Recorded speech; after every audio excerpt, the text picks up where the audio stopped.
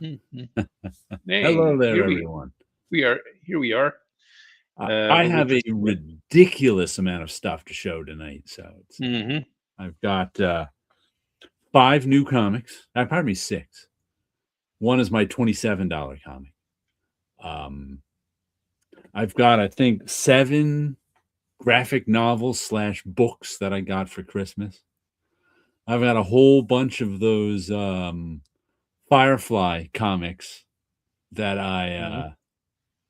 I showed some last week. I got another like 2 packages of them, or actually one was almost in last week, but I got another 3 packages worth of them in. It's like, let me tell you, it's a lot more. It's a lot easier collecting comics that are $2 than are collecting comics that are $10 to $40. A lot easier. And a lot more fun too, I find it. Yeah, because this guy, Comics 1973, he subscribed to my channel, and he's been liking stuff that I did a few years ago, and Mhm. he reacted to a few of those old Portuguese comic magazines that were cheap in black and white, and they only had Ah, 30 in weekly, but they had interesting covers. Here's yeah. Tip Goblin. Hello, Merry Merry Christmas. Christmas. Christmas has come and gone, and now Is Christmas at the same time in Canada? I know they don't like Thanksgiving the same time as down here in the States, so, just gotta check. it's Sleepy Reader Good is evening, here, sleepy reader. and Missing Mars. Hello there. Hope you had a nice Christmas. Speaking of Cool. black and white magazines, I think I'll start off showing you, because I also got to read a few things this week. And one of the things I got to read was Eclipse the Magazine, #1. Nice. Let me pop it out of here and show you a little of it. It's in black and white. There's some Marshall Rogers, Boozle without Captain Quick. There's some Jim Starlin, which was really just a musing on a guy selling his soul to Satan with the knick-knack, paddywhack, give a dog a bone structure of his poetry here. So it's a poem about that guy making a deal with the devil and losing immediately. Some Howard Cruz here, as he Mhm. ponders, Howard Cruz pondering death at 2. We've got a wordless pencil drawing story by Craig Russell. Nice. Um, And uninked too, by the looks of it. yeah, all pencil. We have got who's this, Wheatley or Hempel? Let me see here. It's Hempel, Mark Hempel. Doing a short story that's about this guy who is discovering that he's a cartoon and he doesn't want to be a cartoon. So, of course, it ends with, "You don't want to be a cartoon, huh?" So he gets erased.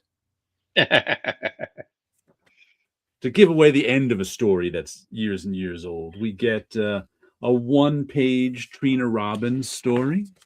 Ooh.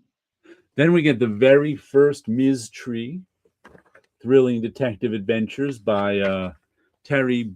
Is this Terry Beatty? Yep. And Max Collins writing it.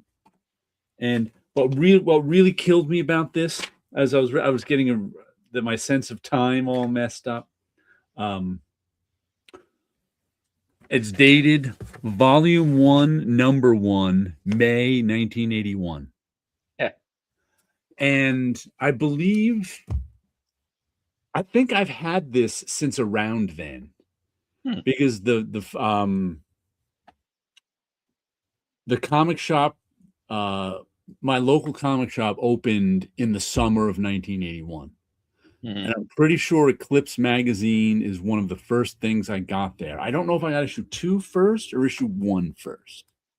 It really doesn't matter. I'm just looking at that, reading at that, going, wow, May 1981. And I've been missing a few issues of it. I think like 4, 6. I've been missing like 3. It only runs, I don't even know, 10 issues. And I'm missing a few of them. And since, the early 81, I said, I want to reread that whole magazine, sit down and read the whole thing one day.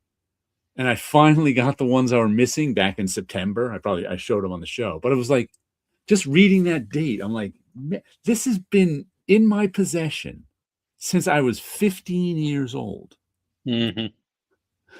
waiting for me to reread it. And I'm like, 15-year-old Jared probably couldn't even comprehend 59-year-old Jared. And 59-year-old Jared is having a hard time comprehending that he was once a 15-year-old Jared holding this very comic book saying, I want to reread this whole series one day as soon as I fill in the other issues I'm missing, which I didn't fill in until 2025. And that was just, and as I enjoyed it, it was all fun to go back and, all this, to go and read this stuff. Some of it's timeless. Some of it's 1981. What's his name? Hey, Wilson. Hello. Hello there, Wilson. Marshall Rogers is like just drawing architecture like crazy in this story. Well, Wilson, I was just saying, I just reread this comic, Eclipse Monthly, from May 1981, which I've had in my possession, I think, since 1981 when I was 15 years old. And this is the first time I'm rereading it since then. I'm just like, that's nuts. That is insane. 45 years between readings. I completely understand. Once in a while, I'll look over to my library of art stuff, which I have next to my art table, for references and stuff like that. And every once in a while, I look and go, I don't think I opened that book since I put it on the shelf. And there's plenty of books like that. There are a few that's like, okay, I know I look at that book at least 3 times a year because it rotates because I might be working on Star Wars. So my Star Wars references are always in use. Marvel references are always in use. So whatever the popular sketch card is in use. But some of the Japanese stuff that I bought, still there since the day I got them. It's like I haven't looked at them at all. And it's easier now to read them because you could translate it on the phone. But there are some books, it's like, I wonder if I should just sell those on eBay. Just because I have not read them as of yet. Those are the ones I've been giving away to my students. Do you remember? I think it was last semester. I gave away sometime in the 90s. These drawing books called Mode Drawing were really popular, and they were Japanese books that just had photo reference in them of usually nude models posing, and a lot of like comic book artists were using them because there were some good comic book poses in there. But mine has been on my shelf since the 90s, unlooked at. And I was like, I'm gonna have to pass this on to one of my students because I haven't pulled it out since 1998 or something.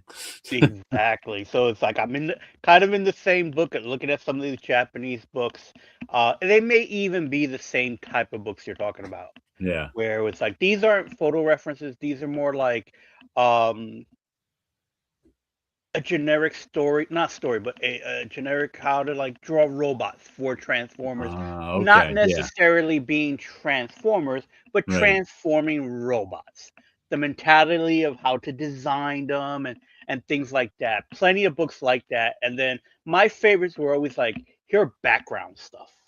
Right. Your buildings, here's how you'd like take a photograph and kind of turn it into something the way the Japanese would turn a spot would turn a street scene into use it as references and how they would go about it. Stuff like that.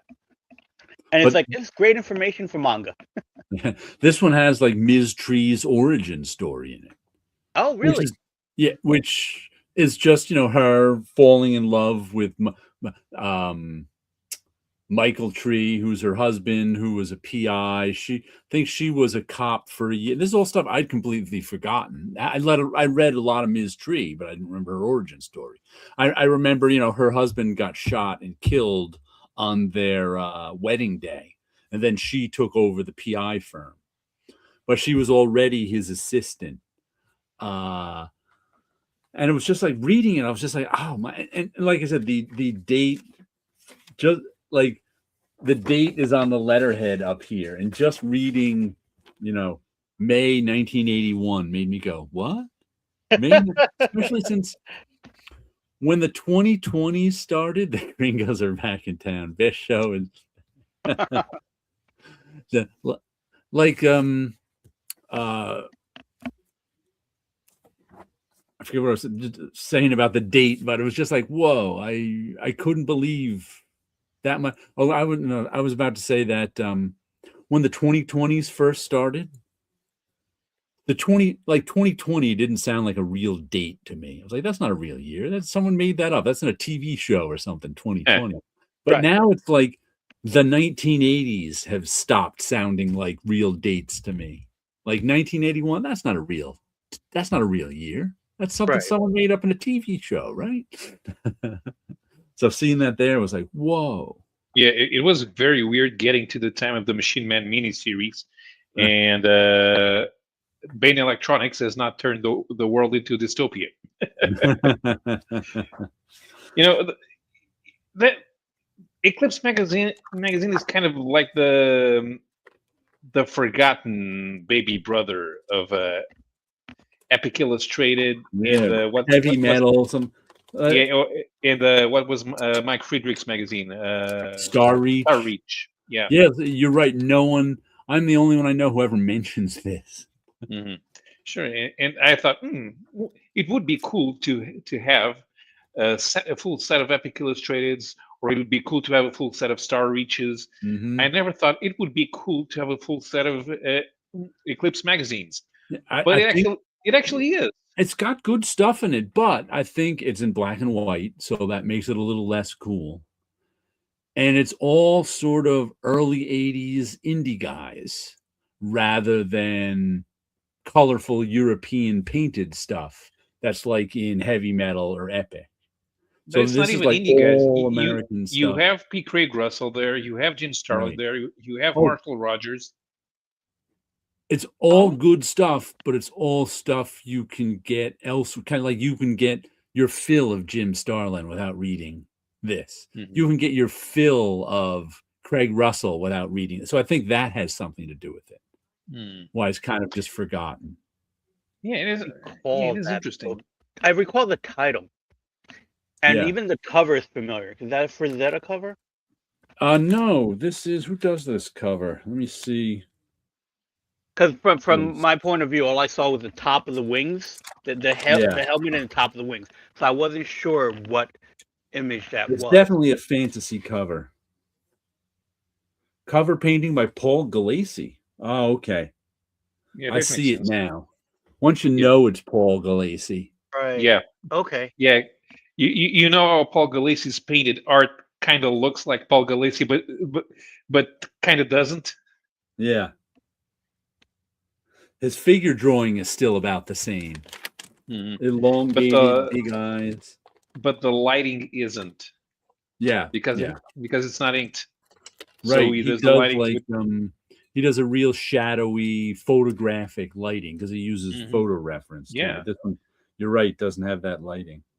How long did that book last? Let me see. It only lasted 8 or 10 issues. Do I have it? There are 8 issues, and the last one was in 1983. Okay, so I may have only ever seen it in the shops. Yeah. I don't think I ever picked up an issue. You may have seen this cover too, because whenever anything ever mentions Eclipse magazine, this is the cover that gets shown. Okay. So you may have seen it online somewhere or in some magazine somewhere, because this is the, like I said, they always show this painting. That's the one that. Yeah, it was supposed to be bi-monthly, but not really. Yeah. Yeah, Donald Rex is here. Hello. Hello there. Hello. But it also came out, May of 1981, and I believe, like I said, the comic shop opened sometime that summer, and that's the summer I was 14, turning 15 in the beginning of August. So, and I was just thrilled, and I remember Justice Machine was the first one that I put sort of on a pull list. Right. And Eclipse Monthly, I think I got an issue here and now, and I don't think I had that one on my. If I had a pull list, I didn't have that one, but I picked it off the shelf. I remember that. So it may have been a few months after it actually came out. But Yeah. still, seems a long time ago. Still thinking about that Starlin piece, because I Yeah. wonder if there's enough material out there of Starlin indie one-shot stories to make up a Starlin Lost Works volume. Well, they've got that. Well, I'll have to see how many more is in Eclipse, but they definitely have like the Price graphic novel. Right, but that's okay because that's in the Dreadstar collections. What Oh, I'm okay. thinking about is that space pirate that he had that started in Star Reach. And yeah, what was that thing's name? Star Reach. We're forgetting everything right now. Cody Starbuck. Ah, okay. What was the Actually, name that's of that? actually no, that's Chaikin. Cody Starbuck Oh, is yeah. Chaikin. Yeah. Did he have another one? He had another one from Eclipse that I think it may be in the Dreadstar one too. It's Syzygy, that guy. Yeah, that's the price. That's But there was also the a one shot with him like on the cover. I can't remember. I think it was this. I think it was the same Dreadstar story, but it was a different. Epic reprinted the Eclipse graphic novel as the Dreadstar Annual, Okay. but it's the There, same well, story. there was this, besides the graphic novel, there was this other one issue. I think that's so there's the Metamorphosis Odyssey is in the first issues of Epic Illustrated. Right, that comes from there. Then there was the Price graphic novel. No, then there's the Dreadstar graphic novel at Marvel, and then it's the Price graphic novel. Okay, so because there's two stories flow together because Okay. the Dreadstar graphic novel is from Venth's point of view, and the Price is from Syzygy's point of view. Then there was a And comic book one. They convert. No, it's the reprint of the Price. Oh, okay. It's the Dreadstar Annual. It's a reprint of the Price. No, this isn't an annual. This is from Eclipse. There was a Starlin one shot. I don't know if it had anything to do with Metamorphosis Odyssey, but I think it maybe it didn't. I'll have to look. I'll have to see if I can find it. It's a one shot somewhere. I don't remember that. I don't remember the name of. But no, it's not related to Dreadstar. Okay. Well, that could be one in the Starlin. The two graphic novels have a follow up in a short story, which introduces Willow, and that serves as a link to the bi-monthly Epic series, which is the color comic. But yeah, I don't know what it would be. Let me see. I'm going through all my Eclipse in my database. Cynical Man, no. See if I can find it. It's not Dishman. Is it Destroy? No. John Law, Johnny Nemo, Johnny Quest, Scott McCloud, Kamui Killer, Tales by Timothy Truman. This Man is by John McCloud. Dr. Watchstop. Masked Man, Miracle Man, Mr. Monster, New Scout. I don't know what I'm thinking. Maybe it was Pacific. Maybe it was. Pacific had something.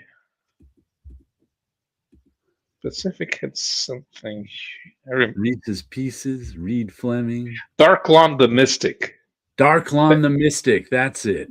Yeah, that's the Starling story. Yeah. Okay. Is that Pacific? It's Pacific, and that's actually the one that I was thinking of. That Starling didn't. They got mixed up with the Chaikin one. Oh, okay. Darklon the Mystic. You're right. Tim the comic collector is here. What's up? Hello. There. The roots of Jared's Indie have it. Yeah. So I think there are a few Starling stories that are not part of any series in particular that we could put together. Right. It doesn't have to be very. it doesn't have to be very thick. If it fits in 220 pages, Starling's Lost Works could work. Yeah. But, Did you make it to the comic shop this week, Wilson? As a matter of fact, I did. I picked up my books. I just got home not too long ago, so I haven't even looked through them. I have 2 weeks worth of books. So it's last week's books and this week's books, and a couple of items off the shelf. So, but I definitely did pick up some books, and I even picked up a book off the shelf. I'll talk about those first because. Well, if you want to continue eating until. Okay. So I'll continue eating. I was so just we're wondering. here. But yes, I do have a nice stack We of got books. time. I nice didn't notice stack you of books, eating there and- until you. Yeah, because it was like food showed up just right before I got onto the show. Eat. Don't let it get cold. I've been doing too much eating. I gotta stop eating.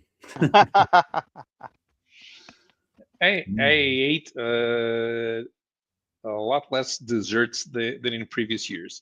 Oh wow! Good job. Mm-hmm. I'll have to show you the Godzilla book I got for Christmas. Oh, you're stepping on Wilson's territory. Oh no, Godzilla's for everyone. I like sharing Godzilla. Nice. Godzilla. I didn't even take it out of the shrimp rack yet, but it's Godzilla by James Stokoe. Let's open it up. Okay. Show you inside. This must have what is that? Half Century War. I think that was the one he did. That was really. I think so. Really that liked. sounds about right.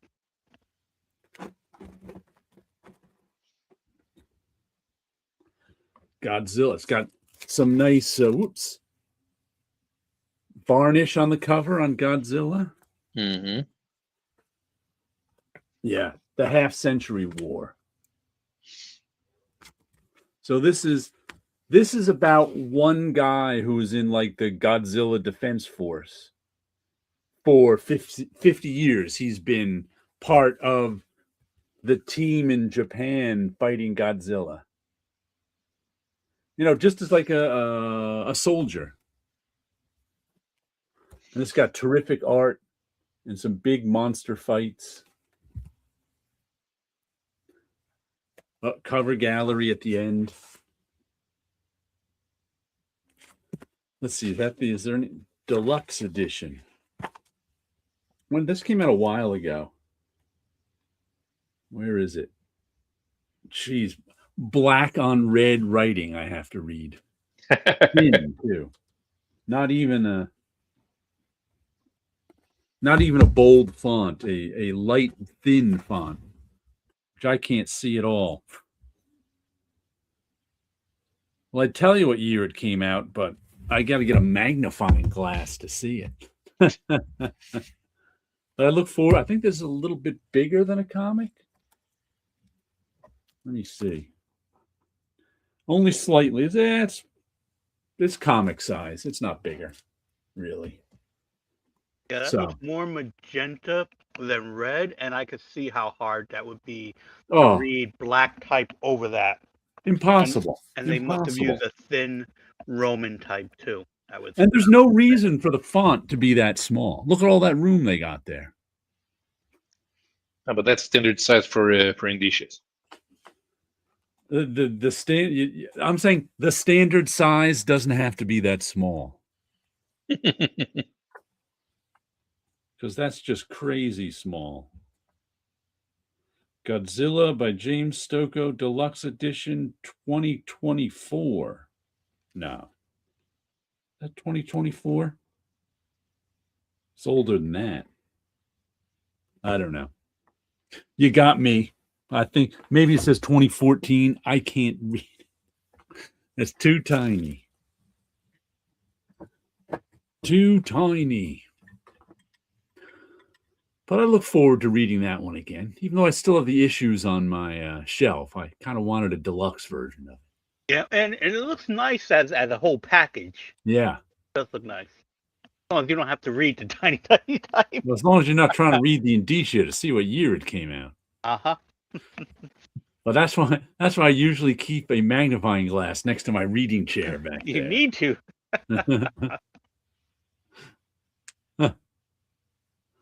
But I always say when I'm doing the production on comics, I'm like, you do not want the indicia of this. No, we want it really small. I'm like, no, you don't.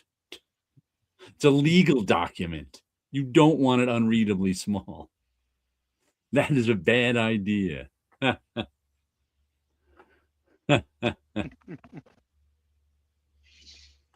the meantime, I finally started rereading The Invisibles. Okay. See, I can't read that. My friend Bunch told me he'd punch me if he ever caught me reading it. Well, read it behind his back. I don't think he likes it very much. Yeah. Yeah, I'm about halfway through Say You Want a Revolution. Yeah. Here's the thing. I read Invisibles before reading Doom Patrol. Yeah. And you kind of notice a progression from in Morrison's writing style.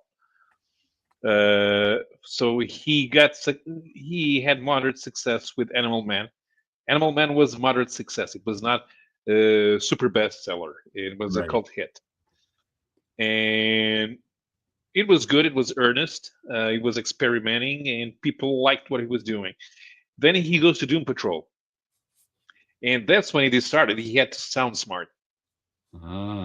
There's a lot of name dropping in Doom Patrol. When he starts like, well, this happened because of this thing, and he's mentioning so and so. Grant, shut up. Nobody's reading your books.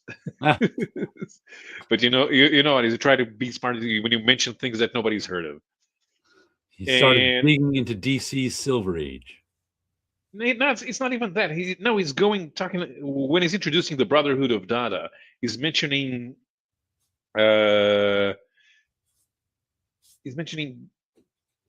alternative creators in the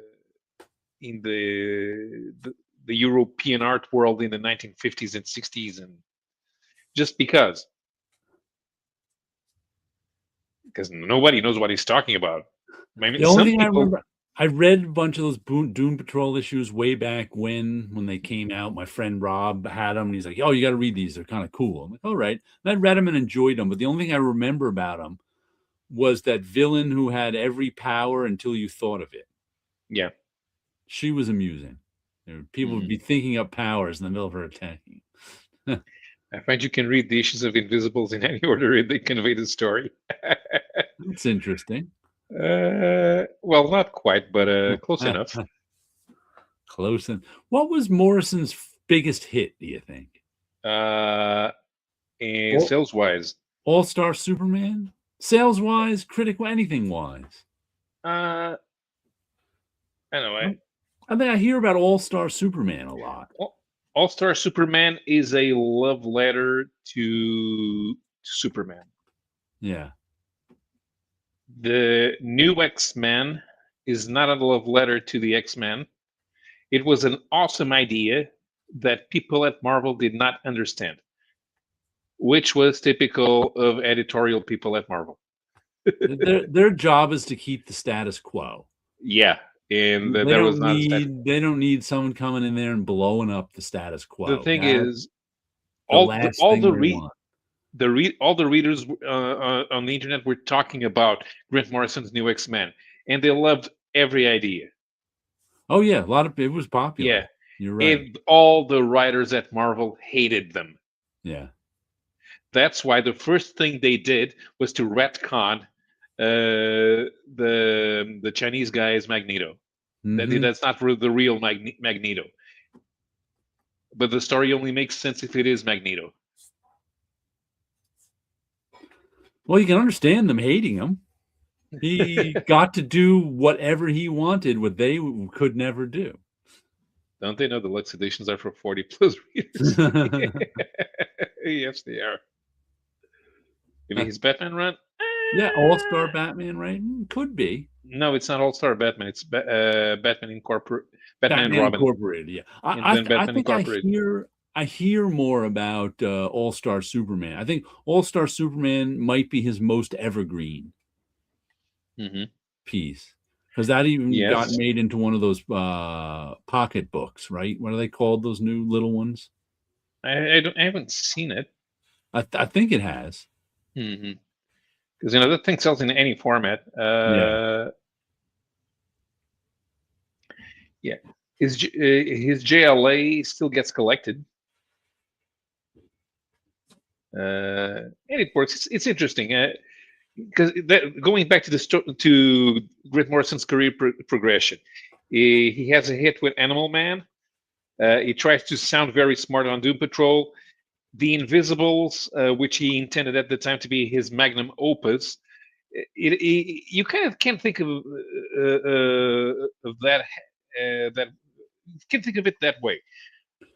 He's a lot less wound up. He's not trying to sound smart. He's still going on with all those crazy ideas about all those crazy things that he likes them, but he's using them as story elements instead of trying too hard to make you think about them. Is the Invisibles like the Matrix? Because I've heard him complain that the Matrix stole from his Invisibles or something. Yeah, probably still. I think it's still some concepts, but it's not an outright lift. Okay. It's not the same story. They don't even. The characters are not identical. I think people were trying to make connections between Morpheus and King Mob, but Neo is not Jack Frost. Mm-hmm.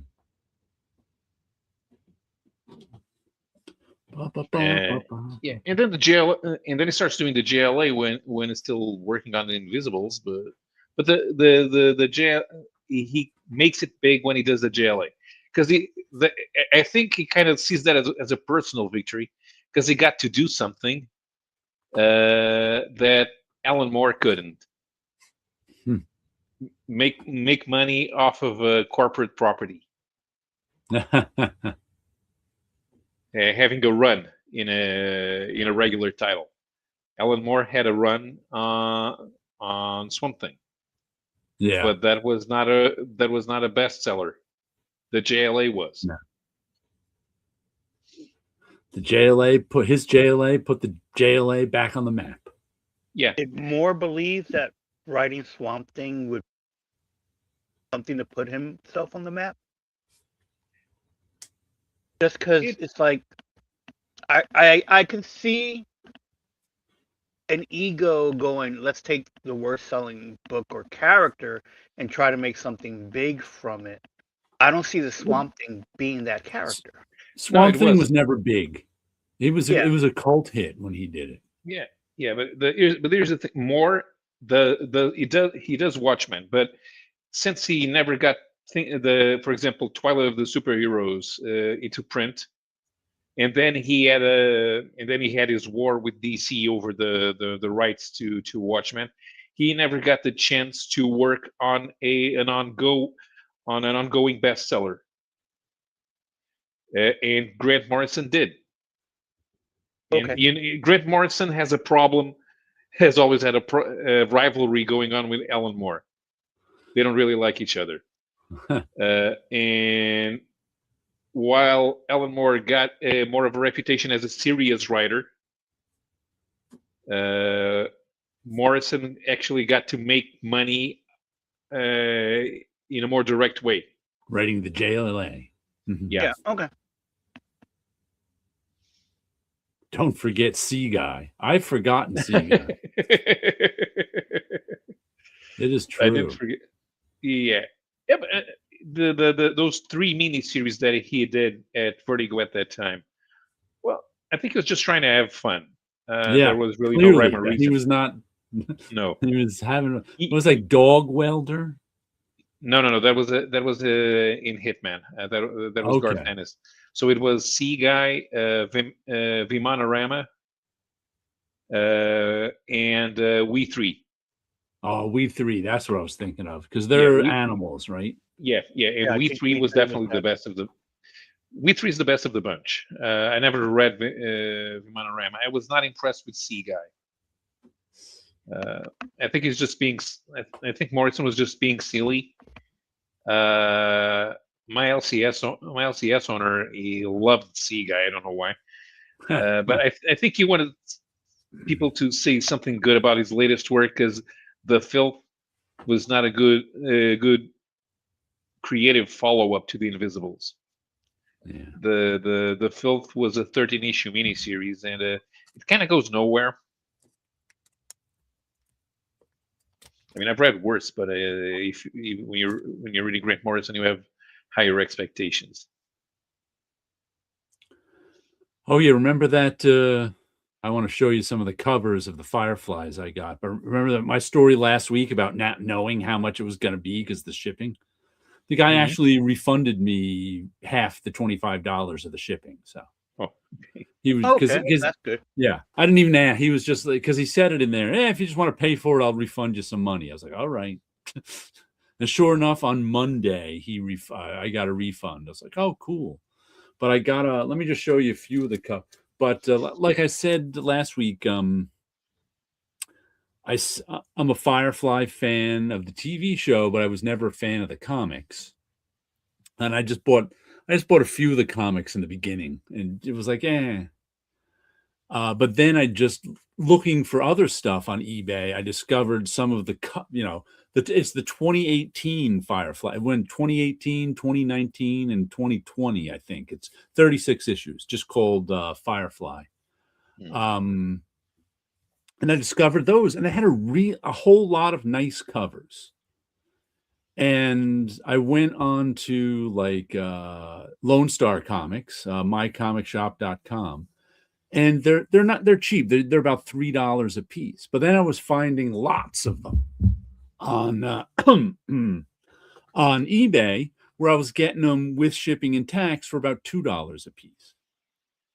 And that one I said with the $25 shipping on it that he refunded, brought it down to like $1.33 an issue for that particular lot. But overall, I think I've been paying about $2 an issue, which is a lot easier to collect, like covers. I'm going to read the whole thing, of course, when I get them all. Right now, of that series, I'm missing 2 issues out of the 36. So let me just show you. I just want to show you a few of the covers because they're just so nice. Yeah, like here's a. You remember that Cameron, my LCS owner, brought Cameron Stewart to our Comic Con because of Sea Guy. Yeah, Cameron Stewart's a good artist. Hey, definitely. What's up? Hello there. Like they have some that are just kind of fun like this. And what's weird is this lot I bought is a whole bunch of, I think, the D covers. And a lot of them are like 1 in 25s and 1 in 50s that mycomicshop.com doesn't even have. Or if they do, they're around $10. But, that's just, I guess they're in some hovercraft there. Then they got some of them that are just kind of pretty. Who did this one? Franny is the artist name. No last name, just one name, Frany. I don't know what this cover is. It's just a gradient. Then I like this one a lot. Who is this? Caitlin Yarsky. That might be a sketch cover to draw on. Yeah, no, I don't even think it's a sketch cover. I think it's just a gradient. Oh. And like I said, this is like the D cover, and it's the logo-less cover, and it's a 1 in 25. So it was like just to find I'm not a huge fan. Like this is another nice one, just sort of a scene. Who's this? Ethan Young. So many different, some painted covers. Simona DeGianfilsi. Nice little. I don't have the artist's name on this one. I was writing the artist's name. GHW. I was writing the artist's name on the back of them. Like this one's this is once again a 1 in 25 cover for $2. And I'm like, I really like this is W. Scott Forbes. That's just sort of a fun one. Jakula Rebelka. And these all have, that one's kind of boring. That one's kind of psychedelic. Here's another Jung Jun Yoon. Nice painted cover. But And like I said, this one's a 1 in 25 also. There's like I was writing down which covers they were and who did them on the back, just so I knew. And this is issue 36, a 1 in 25. So it's just nice to get these all for, $2 a piece. And I've got like a couple more lots I'll show you later. But just some really nice covers in there that made me buy them. Is that set between the TV show and the movie, or after the movie, or what? I don't know yet, but I think it's after the movie. And later on, they change the crew. Like there's some I'm going to show you later that are called brand new. Like I think with issue 25, they brought in some younger characters. And there's like another series that I have some issues of that I'll show you a little later that star Zoe and Wash's daughter. She's kind of the captain of the ship. So I guess they move on in time. Because the Wash and the Shepherd die in the movies, right, which ruins the whole story going forward. That's just there was such pointless deaths. It's kind especially of because they never really explain what the deal with the Shepherd was. Yeah, never got into that at all. And the reason I didn't like Franny is amazing. Oh, 2 of her covers. Magic the the neighbors. Magic the Gathering comic. All right. This is the first time I've heard of Franny. I don't know if that's a first name or a last. But one of the reasons I really hated them killing Wash was Zoe and Wash were like one of the only functional couples in sci-fi. Yeah. Yes. Yeah. There's just never functional couples. Mm-hmm. Married, even functional couple. That like doesn't happen. And they were good, and it was kind of like they killed them for no. I mean, it's a dramatic moment. They killed. It's like why? Yeah, I find that to be like the nearsightedness of character developments, because they don't know. They're too afraid that it's going to, end, so they'll never get to tell the story. So let's make dramatic things happen here and now. Yeah, with shock value, and then, the stories can continue. No real need for that kind of a thing. Joss Whedon actually said he only killed them off because it's a movie and movies have big moments. And he's like, if the TV show continued, I never would have killed them off. Right. Which makes sense. Yeah, and it kills it for like comics going forward if you want to make Firefly comics, because the Zoe Wash marriage relationship was one of the big points in the series. Exactly. There could have been, to me, it's like that closes the idea of even getting a TV series. Yeah. You could still be dramatic. You could have still done great things. I mean, the fact that we get at least the information of what really happened. Right. I think the dramatic moments are spoilers for this movie. 20-year-old movie. Yeah, that it gives you the origin of the Reavers. It gives you what experiment was going on and stuff like that. And they could have continued without killing the character. Right. Especially when they had, as you mentioned, great relationships with the character. Yeah. And 2, we never got that main mystery, the overall big mystery of of what the preacher did or what Yeah, we didn't. The Shepherd book dying actually bothered me less than Wash dying. Right. But I still didn't want him. There was still no reason to kill him. Yeah, exactly. It bothered me because he, unlike all the other characters, his personality was not explored. He was a big mystery. Yeah. Right. That's also kind of why I didn't mind it as much, because he was such an underdeveloped character. But there was still no reason for it. Right. Yeah. I mean, if there was a chance that we could have learned more about him, if another Shepherd showed up. Yeah. I mean, there were still a lot of stories to tell with them. And he was the most outsider of them all, kind of, because he was Right. older than everybody and more guarded than everybody. So,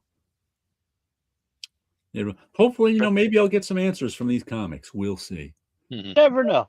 You never know. Like I said, I'm actually going to read them. So, but like I said, I still need, of the 36 issues, I need 21 and 31. So I'll get those after off of mycomicshop.com. We didn't because the characters played actors who stand against him. Whatever. I don't know. I don't know. Yeah, I don't know if they. I don't think Wash stood against him. He goes to cons with him all the time. Yeah.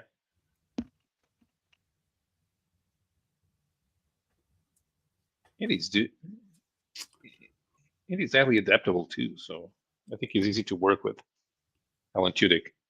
Yeah. Even though I don't like Resident Alien. I don't like the TV series. I haven't. I liked it up until the last season. In this last season, I haven't made it through. I watched a few episodes and was like, eh. I couldn't pass the first few episodes, mainly because I wasn't sure what it was supposed to be. Since it's supposed to be comedy, is it a dark comedy? And as it went on, it was like, oh, I'm not liking this kind of comedy. Yeah. And it was like it wasn't doing it for me. Since then I've seen snippets that have been very funny. Yeah. But it works in 1 minute intervals of snippets on TikTok. Works when you see it on TikTok. So when you see it and you see a bit of it, it's like, okay, that's neat, that's funny. But I just didn't find that first episode funny enough for me to keep going with it. So I didn't really stick with it. I couldn't stand it that they changed Harry's motivations. It is nothing like the comic. Yeah. Nothing. I like the idea that Harry's there accidentally, that he's trying to lay low. There was no plan. He wants to leave, but he crash landed and is waiting for somebody to rescue him. Maybe there's no all these other aliens on Earth thing. Yeah, the comic is completely different. But I didn't read the comic. I only read a little of it. I read a couple stories, and it was in Dark Horse Presents. So I read the comic's pretty good considering is an alien version of Jessica Fletcher.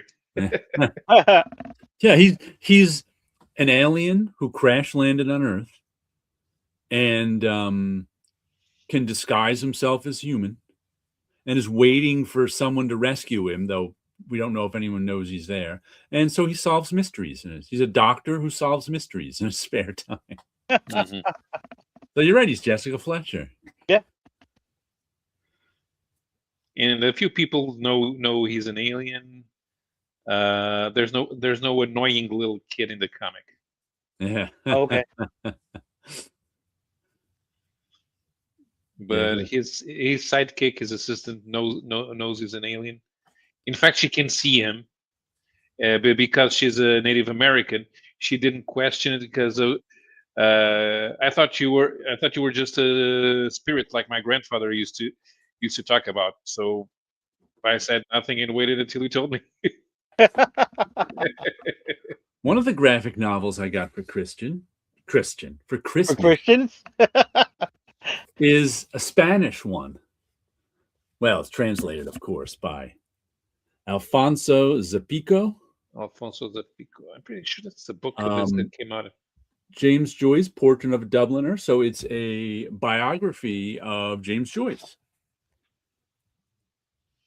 living in Dublin.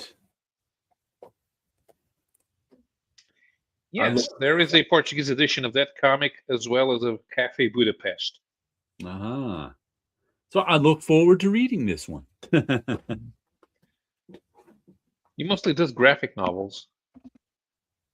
I went and checked him on Bidded Tech. So a few of his things are available in French, I think. So let me check here. Alfonso Zapico. There we go. Yeah, Cafe Budapest. The Ballad of the North. And the man in James Joyce, the man from Dublin in French. Yeah. And some of the other stuff he's done. Yeah. It's got about almost a dozen graphic novels. Oh wow! They said this one won awards in Spain. So Yeah. if it's a good enough for the critics in Spain, it's good enough for me. Yeah, a comic that the critics hated is one of the Spanish critics hated was also one of the best comics made in Spain ever. It's a 16-page indie comic that is so badly drawn that it's on purpose, and it's called "Women Don't Like to Fuck."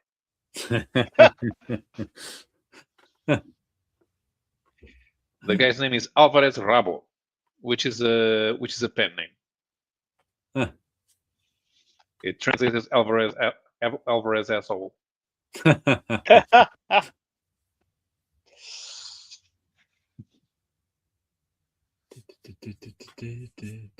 show one of the books that I picked up off the shelf. So this I picked off the shelf. I don't know why I don't have it on my pull list, other than I think it's only supposed to be 4 issues. So it is the continuation of the Spider-Man animated series. So Spider-Man 94. Now this issue had about 4 covers. And there was like 2 covers were easy to say no to. And then the 2 covers that were left that I went back and forth on is this particular cover, which, as you can see, spoilers, is the one I picked up. But there was also an Alex Savick cover, which I really wanted to get because to me that screams more Spider-Man 94. Yeah. And for some reason, as I was looking at it, this just had more stuff going on the cover. It was an interesting cover. And I did notice, and this will be my old man rants and screams at clouds, is how bad a lot of the covers are, at least this last few weeks. And maybe I was in a mood in the comic book shop, but as I was looking at the covers, a lot of them were either over rendered. I don't know if any of the ones that I picked up is like that. But I was just looking at the covers of the books that I don't pick up, and I realized that they're interesting looking covers, but they seem to be over computer colored. And it just seemed very dark. Right. And it did nothing for me. And then there's a Doctor Doom book called The Will of Doom. Okay. Is I believe the name of the book.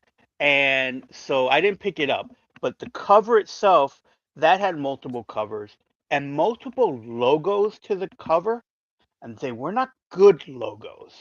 They function as telling you the title of the book, but design-wise, it didn't make any sense to me because one of the fonts was done to mimic the Fantastic Four font from the original series. And it's like the will of doom. The will was one line, and of doom was the next line, but it did nothing for the cover, and the position and the shape of the logo just didn't work. Because maybe if you did the will of as one top piece, and then doom and kind of match it together, where doom will go across the page in the same length as the will of, and you make that smaller, it would at least look more interesting. Yeah. But to have the will and then space of doom was just different sizes and it just was not working. And they had, like I said, they had multiple covers, and each one of them just wasn't good as a logo. And it almost felt like maybe this was rushed, and this, here, this is good enough. Could be because Marvel doesn't have an art director. It could very well be that. And, to me, I noticed that, and it's like, gee, that just is bad looking. There's too much dead space, and if you play with the size of the logo, you might actually be able to make something good from it. But to me, it just seemed like, as you mentioned, maybe there is no art director. And it's like, this is good enough. You're looking at the logo by itself, Like, I guess that looks good. Then you slap it onto a Yeah, cover, and it's like, this is not working. And right. I'm guessing whatever bullpen that they have there is not Yeah. going, hey, this cover's, this logo's not working, and they They're don't just have the slapping it ability to together like they're edit it. told. They're not the Yeah. designer. And it's like, it's just wild. And Hey, again, not just to blame Marvel. That is the one that screamed right. out, bad logo. And or maybe I'm just used to the scene recently, Todd Klein putting up all those images of logos lately. That's like, oh, that's Yeah, neat to look at. That's, oh, I remember when that logo came out. yeah. And there is, you can see a logo and know that there was thought put out on this one, and you Hmm. can see that, oh, someone slapped something together on on a painting program For and those of stuff you who like don't that. know, you can look up letterer Todd Klein's blog, which is a lot of stuff about comics and lettering. But for the last few weeks, he's been posting all of the logos he's ever done, and there are hundreds of them. And So he's also he's been posting going through them logos alphabetically. also of other artists as well, which Okay. I Well, found. Or I know I he's don't done know, other maybe artists in the that past, but might right be now I think he's doing his own. okay, because I'm following him currently on. I'm following what he's doing on Facebook. So he may Okay. be doing something on Facebook different than on his blog. Yeah, yeah. But I think that's also why I'm enjoying collecting those fireflies so much, because there's such a variety of covers. They're all Yes, pretty good. Some of them are good, like illustrations. Some of them tell a story. So there's like some of them are realistic. Some of them are cartoony. There's just so many covers to it that there's a lot of good ones to that I can get. Matter of fact, there's some I want to get. I don't think I showed any of them that are like they did a series of the alternate covers where it's about an episode. It doesn't have to do with the comic. It has to do with one of the episodes of the TV show. oh, okay. So they have an Out of Gas cover. I think that was one of them. Bushwhacked, that was another cover. Whatever the title of the episode was, that's the cover copy. See, that's So it's like clever, doing those are that kind kind of of stuff. fun too. Yeah. So yeah, so today was like, going in, it's like, okay, let me just look at covers and see if there's a cover that jumps out on me. And if it does, I'm going to pick up the book. And not a single thing jumped out. It was more of No cover characters jumped. and stories. No cover jumped out at me the most when I was looking at them at the Marvel and DC stuff. The Sensation Comics Wonder Woman facsimile. I was like, "Ooh, look at that one!" All those bold, bright colors and nice drawing by what's his name? Peter. Who's the original Wonder Woman artist? Yeah. Something Peter. He's Yes. completely underrated because he died before. He died in like the golden age. So, but he's H.R. Peter. Something like that. But if you ever go look at that original Wonder Woman stuff, he was a good artist, very, very underrated. You never hear him mentioned as like, a great early comics artist or something like that. You hear Wonder Woman mentioned all the time. Yeah. And you hear that Molten guy mentioned all the time, but you never hear the artist mentions.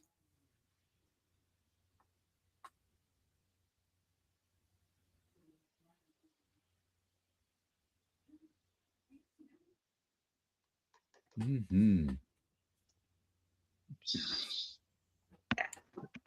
What else did I pick up off the shelf? Hey, we lost Paolo. Where'd he go? He's our host. Want to show us another one you picked up off the shelf? Yeah, I want to do the ones off the shelf. So I got Void Rivals issue number 25. So this is the Skybound book. Do you have all of those? I do not. This Okay, one was one of those that kind of snuck up on me. I wasn't sure what it was when it Yeah. first came out, and then once I found out about it, it was like, do I really want to jump into it in the middle of it? And it's like, you know what? Why not? Since this is issue 25 and it's part 1 of 6, and they're introducing the Quintessons, so I figured, okay, that might be a jumping on point. And this one had like a foil cover and even a remember Wolverine 50 where they had the cover with the slash through it. Yeah. So they Die had cut. one. they had one of those die cut covers as well. But I was like, let me get the regular book, the regular issue, and not pay extra for the gimmick of the die cut. Because it's like, yeah, I don't need it for that. So I figured, why not pick it up? And what did pull me into actually taking it off the shelf and picking it up is IDW's Battle Nexus. Ah, So I don't think Battle I've seen Nexus that one. is a crossover, Ninja Turtles crossover with, I'm guessing, other Ninja Turtle universes. Ah, Because in it, and it was this cover that was like, okay, this looks interesting because this guy looks like just a big version of one of the turtles, but Shredder is in black and white. And I was like, all right, let me pick it up. And it turns out that it looks like some sort of alternate universe thing where they're showing, I'm guessing like a battle royale type of thing going on. huh. And so, okay, so maybe space gladiators fighting type of thing. And it looks like they're going to be crossing over with other Ninja Turtles universes. And in the course of the story, we get a black and white Shredder. So that has to be the Wow. Shredder from the original black and white Teenage Mutant Ninja Turtles. So I don't know if they, how they pulled them from which universe or what have you, but it is definitely one of those things. Like, here's an alternate cover that has this Mixoplex looking kind of guy Huh. on it. So I'm going to guess the story is he's pulling characters from different universes to fight to fight in these matches. And the Ninja Turtles have had in the past done crossover events with previous Ninja Turtles. They did an animated series like that I where just they I, did. I just saw on someone who goes to stores and buys movies and looks at toys. They just put out a new Ninja Turtle set of something. It was something like they had like Ninja Turtle analogs on SpongeBob. So then the Ninja Turtles just put out toys of those SpongeBob turtle analogs or something crazy like that. It was like, what? They were like Ninja Turtles from another cartoon that was sort of parodying the Ninja Turtles. Okay, yes. And they actually made toys of them. The Yes, Ninja Turtles did. Yes, I think I saw that fairly recently where they were doing things like that, and Yeah, Playmates was Paolo, he's back. adding some stuff. Hey, welcome back. I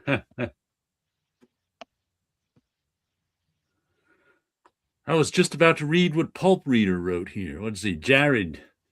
You always said What was that? you always say that you find it sad that superhero buyers don't experience indie comics, and I wonder how well indie-style hero comics like your megalomaniacal Spider-Man do, given the big name. Good question. That was the one that Peter Bagg did. Yeah, that was really good. I don't know. I don't know how a Spider-Man fan would like that. I think it's easier for a Spider-Man to pick it up just because it's Spider-Man than Yeah. for a Peter Bagg fan to want to give money to Marvel. Huh. I know that Kryptonite Spectrum I think has been doing well. I've heard good stuff about it. I read the first issue and it was pretty I didn't good. like it. But I I've didn't heard like it. stuff about it from like Superman fans like it. That's what I mean. To me, when that Spider-Man story, to me it came and went. That was during a time where they were doing odd things with Spider-Man, because wasn't that around the same time they did that Rhino story where Rhino gets so smart he doesn't want to. What was that one Spider-Man? They had one Spider-Man series where they were doing all that weird stuff in. I think Dean Haspiel even did some Spider-Man. Was that Web Spinners? It may have been something like that. I remember Or Web in the title. right. It was like a Spider-Man anthology, and they were doing all that, doing some weird stuff in it. Right. So I found it to be, as a Spider-Man fan, I found it to be interesting, but it didn't do anything Yeah, for I me. don't think that's what Spider-Man fans are looking for. That's the Yeah. Yeah, I'm not sure. It's interesting when they do weird stuff, but at the same time, like they going back to when they did that Spider-Man in the future kind of a thing where it was tangled like web. We're told here. tangled web. That sound You know what? Yes, that sounds Yeah. correct. When they did that series where Spider-Man was like in the future and his radioactive blood had killed Mary Jane and stuff like that, where it's like it did nothing for me. To me, it was like you're trying to do the Dark Knight with Spider-Man, and it's like you're not getting the reason why the Dark Knight worked. Yeah. And it's like, why are you going to make an old man Spider-Man and try to do a story? It just doesn't work all the time. That just reminded me. I was talking to Paolo earlier about Patrick Willem's channel and movies and stuff, and him comparing movies to comic books and such and such. But he mentioned one comic book that was really good that took him by surprise, and it was Avengers versus Predator. That I think it was series is Avengers out. Predator. And he was really because you think you know what you're getting with that. It's or it was Avengers versus Aliens, one or the other. I think it must have been Aliens because they were taking over the world. But anyway, Yes. he was like, he's like, what you'd expect them to do it kind of by the book. You have some Avengers, you have some aliens and a big fight and whatever. He's like, no, this one was really interesting because they did something different with it because it takes place like 50 years in the future Yes. when the Earth is already run. It's like the Earth is already a dystopia, and most of like the Fantastic Four are dead. Tony Stark's still around, and the aliens come over and basically destroy the Earth. Right. And so, like the last Avengers superheroes are going off in a spaceship, and they're going to try to wipe the aliens out of the universe or something. So it was a completely different angle than you'd expect from your average writer to write an Avengers Aliens story. And I was like, oh, that does sound different. Yes, it's I had not read the actual issues themselves, but I had watched a YouTube Comic Explained. I Oh, think okay. did it, and I read it through him, so to speak, or Right. he read it to me. Whichever way I consumed the information, and yes, they did it in a smart way, so to speak, to be like this is its own timeline, its own Right, universe, right. and this is how they think an invasion of the aliens crashing on Earth would be like.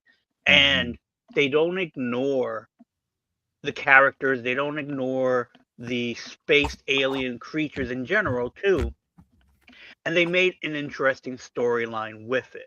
Mhm. Here are the heroes not necessarily in their prime when this happens, and then they go through that, and then you get the aliens tropes of we shouldn't be messing with this.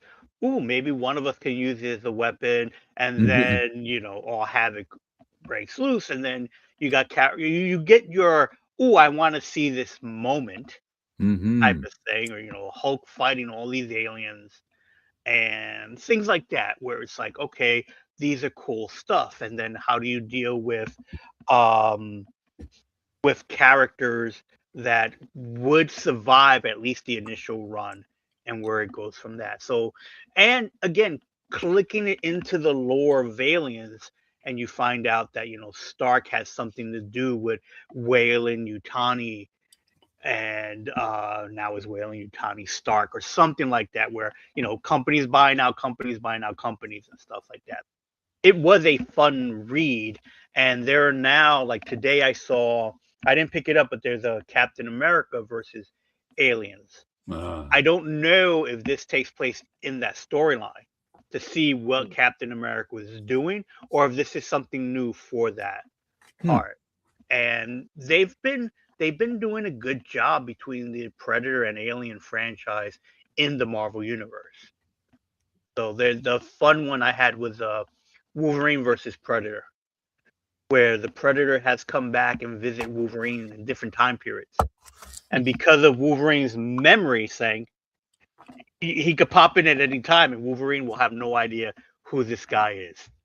And that makes it a little entertaining too. Yeah, Pulp Reader says, I wonder if the disconnect between meat and potatoes superhero fans and experimental indie readers is the story or art or even something else. You know that Marvel fan, there are people who are Marvel fans who don't want to read anything that's not Marvel, and there are indie fans who don't want to read something because it is Marvel. So, but probably the difference is probably the indie fans read a lot of Marvel to begin with. Yeah, and they're not interested They in know going what back. it is. Yeah, Right. and the Marvel guy, but the biggest obstacle for Marvel guys to try indie stuff is indeed the art style. I also think that it's just like human beings. I think in general,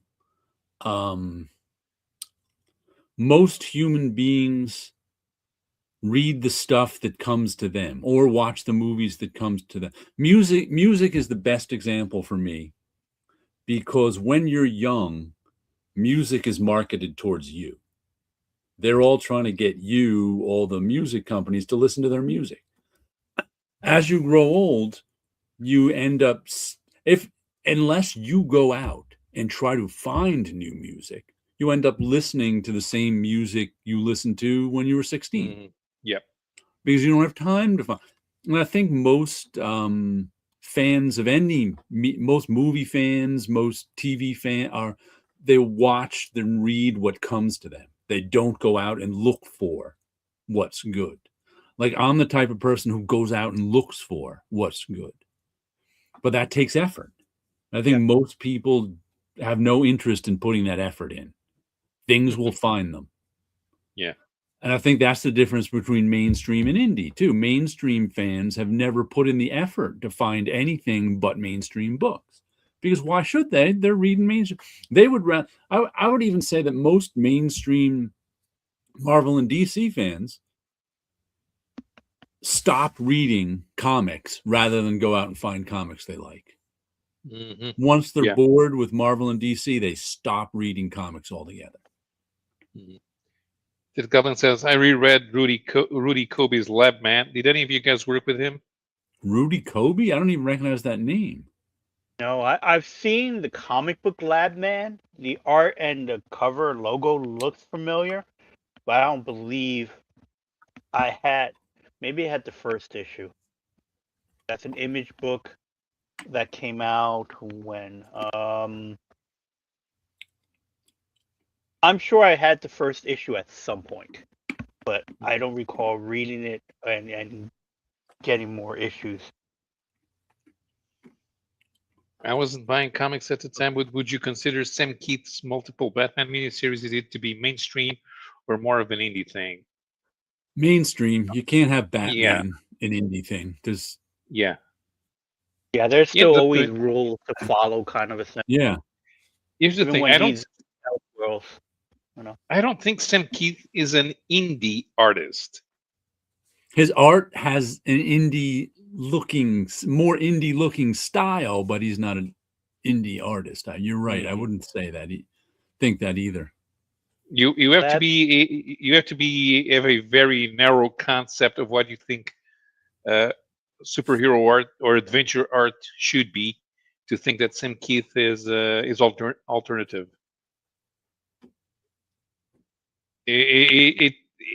Sam Keith has a definite style to his art that you can tell it's him, but I don't think he's being experimental or deconstructionist or anything.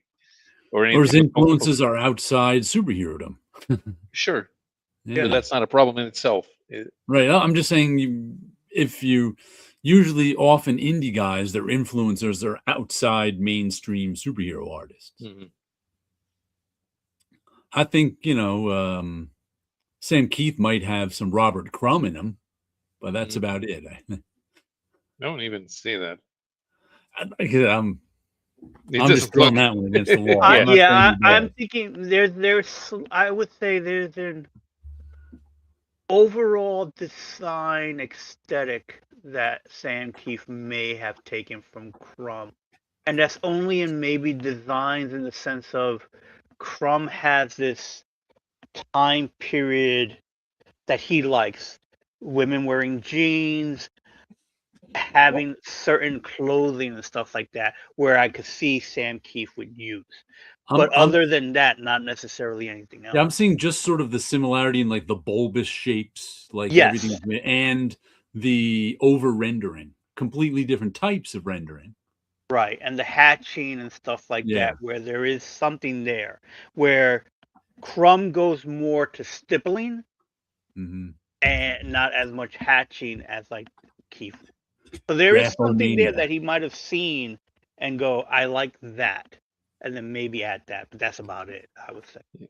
I'd say that Sam Keith has more in common with Dave Sim than he would have with Robert Crumb. Could be, Yeah. could be. Maybe a little bit of Corbin, but not much. Yeah. Like I said, it's tenuous. Mhm. It's tenuous. Yeah, but when it comes to influences outside comics, Neil Adams has influences outside comics. So does Jim Steranko. So Yeah. Yeah. hello, Jackson Kirk. What's up? Hello there. And that Labman book came out in 1996. Okay. So I That was a long recognize, time ago. yeah. So I recognized the cover to the first issue, and it was an image book. I'm pretty sure I had picked that up, but I couldn't tell you anything else about it. Aldred did a cover at one. Mike Aldred did a cover at one point, so it looks like different cover artists worked on that book. Let me show you a comic from this week. It's got a pretty cover. Leah Williams writer David Baldione. This is the one that's about he's an art thief who is on like a private island running security, but he's really running a heist. And she is another thief who comes onto the island and recognizes him. And so now they're kind of going to pull a heist together. And there's a nudity in it, some nice artwork. So far it's been a sort of a flirty book. So there's a nice sort of sky and landscape-ish. But I've been enjoying this one. And at some time, I think they're going to steal some paintings. Oh, it's a sort of wraparound cover they've been doing with Ignition Press.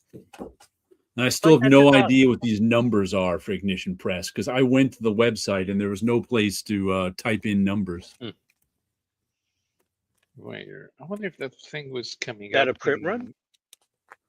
I think so. It says, unlock your story, ignitionpress.com.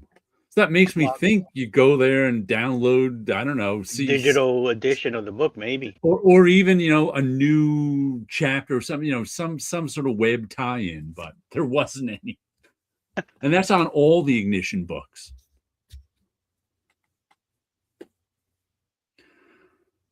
Paper, let's see, is it a $5 book? I think it is. Yes, it's a $5 book. Nice. It's got a heavy card stock and nice printing. So, but once again, I got to mention, buying those $2 cover books is a lot nicer than. That's why I never buy. Like Wilson was trying to decide between those two covers. If the second cover was at like $1.50, he would have just picked it up.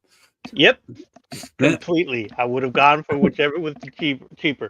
But since they were both the same price, I went with the one that wasn't. Not to say Alex Savik's cover was boring, because it's definitely the time period. Because he was the artist of that Spider-Man book that was part of that history. It may have been more boring, but the nostalgia made up for it. Yes.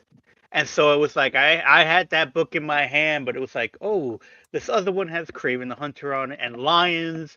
It seemed a little more action adventure kind of thing. So it was a fun cover. Captain Infinity is here as well. Hello. Hello. Pulp Reader still going back to the indie versus mainstream. They would buy the Kryptonite Spectrum and Megalomaniacal Spider-Man, even though it's the big two as opposed to the mainstream. The only reason I digitally read the first issue of Kryptonite Spectrum, and I liked it. I may have picked it up, except for A, it has ads in the middle, and B, it was $5 a copy.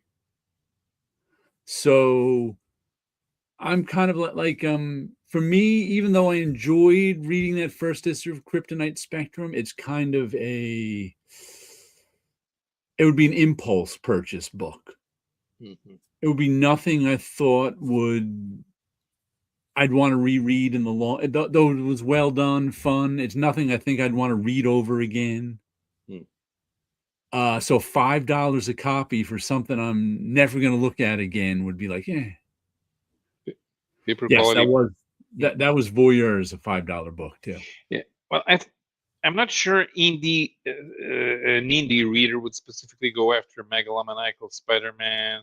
No, I think, but only a Peter Bag completist. Right. I read it because I was at Marvel at the time it came out, so it was free to me. But that I read helps. Yeah, that helps. But I read it because it was Peter Bag. I mean, I would buy anything. I would buy it today. I would buy anything Peter Bag does. So he's one of my automatic buy guys. So if he were to do another book for Spider-Man, another Marvel book, I'd probably do it. Buy it. If he was doing a 5-issue series at $5 a pop, I might wait for the collected edition. Oh, by the way, I was triggered a little just before we came on because I stumbled onto this guy's TikTok. I don't know his name. It turns out it's pretty popular, but he's got a whiteboard in front of him and he's going through and he talks about comic book stuff. And he had this one comic book thing and his comic book conspiracy about how Marvel is rebooting in 2026, whatever. But he had this one on how Marvel and something about, Marvel and DC Comics hate us or something like that. And he was going through, some of the problems they have with distribution and price point and this and this. But then it was, stuff we've all discussed here. Right. At this stage, neither Marvel nor DC should be very interested in doing a full reboot. Yeah. Because that would require investment in the editorial. Yeah. And I don't think they're going to do it. No, it won't. I don't think they're going to do it. And but of course, somebody in the comments section had to say they should switch to cheaper paper. There you go. And the guys are like, yeah, that's a really good idea. They could make the comics cheaper. I'm like, oh, they're using the cheapest paper possible. Well, and if they could find even cheaper paper, they wouldn't pass the savings on to you. Well, they could try to print every comic in China. I believe Image does that, and it doesn't make it any cheaper. Are you picking up Ultimate Spider-Man? I don't believe so. I keep my. He's been picking up lots of Spider-Man series and not reading them. He's not sure if Ultimate Spider-Man is very well possible. I don't know. I am not picking up Ultimate Spider-Man to read. I do have just in this pile alone 1, 2, 3. I have 3 Spider-Man titles that I'm picking up kind of on a regular basis. 4 when it was Nightcrawler as Spider-Man. So I'm picking up Radioactive Spider-Man.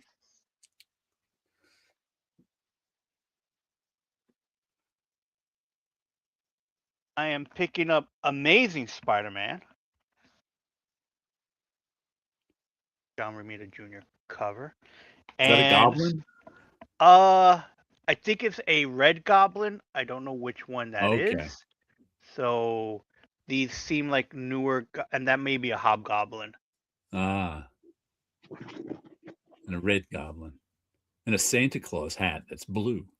Yes, and Spider-Man 94. And those are the main titles. I am not picking up Ultimate Spider-Man mainly because I have no faith in the Ultimates universe because it was presented, it was created at a time that was really a money grab, and it didn't really do much until they killed him and brought in Miles. That made it interesting, and then It's not that even universe that. didn't stay. The current Ultimate, the current Ultimate universe has nothing to do with the other Ultimate universe. Yeah, see, so And it's even like there's so there's no nostalgia there for me. I already have my Spider-Man, so to speak, and so the Ultimate Universe never really did anything for me. The only reason why it was exciting for me was happening while I was there, but there wasn't anything overly impressive with that Ultimate Universe. To me, the Ultimate Universe was egos trying to recreate something that existed. Yeah. The Ultimate Universe only exists because Bill Jemas wanted to connect his name to Spider-Man and almost be like Roy Thomas. Oh, I created this. That's what it feels to me like. The books were pretty. You know, you had all yeah, the Yeah. top artists on them to begin them, but it didn't really go anywhere. Ultimate Avengers was, oh, let's make Avengers like whatever that book the creators came from, the the, The Authority. the Authority. Authority. Let's make the Authorities Avengers because that one issue is so popular. Oh, we Right. wish the Avengers was like this. And they made them like that. But what books survive that Ultimate Universe? You know, the only good thing that came out of it was Miles. Yeah. That's about it. Other than that, it was just a rehash of stuff we already knew. And, you know, they told whatever story they told for the first 6 issues of Spider-Man was done in a half a issue of Amazing Spider-Man way back when. So to me, it just seemed like it was it was a little much for a new universe of what we got. So Yeah, when they said to and relaunch it, it did nothing for me. the Ultimate Universe ending, which I guess they announced its ending, Yeah. was part of this guy's theory that, or I should say, hypothesis Uh-huh. that Marvel is rebooting. No, the Ultimate is ending because it's not Sales? selling as they expected. I think they had higher expectations because the previous One, Ultimate yeah, Universe started with very good level, very high level in sales, and yeah, they didn't even need alternate covers the last right, time. Uh, the main reason why they launched a new Ultimate Universe is because right now they're going on a spree of reusing old trademarks, yeah. including event trademarks that are in trying to get some nostalgia. Because our lawyers demanded it. Yeah, Yeah. it's ridiculous. It's ridiculous and doesn't make any sense. I mean, like, there's no point in doing another Korvac saga or another Secret Wars or another Atlantis Attacks or another Inferno, and there's no point in doing another thing called Ultimate something. Mhm. Let me show you my $27 single issue that I got this week. Jesus. Carla Speed McNeil. She's the one who does fun. She's one of my absolute favorite. There it is. It's autographed. And this limited edition, this is 201 out of 300. I don't know how I'm her 20th order. But the number here is 201. Shouldn't it be 20? I don't know. But she is one of my absolute favorites. Love her stuff.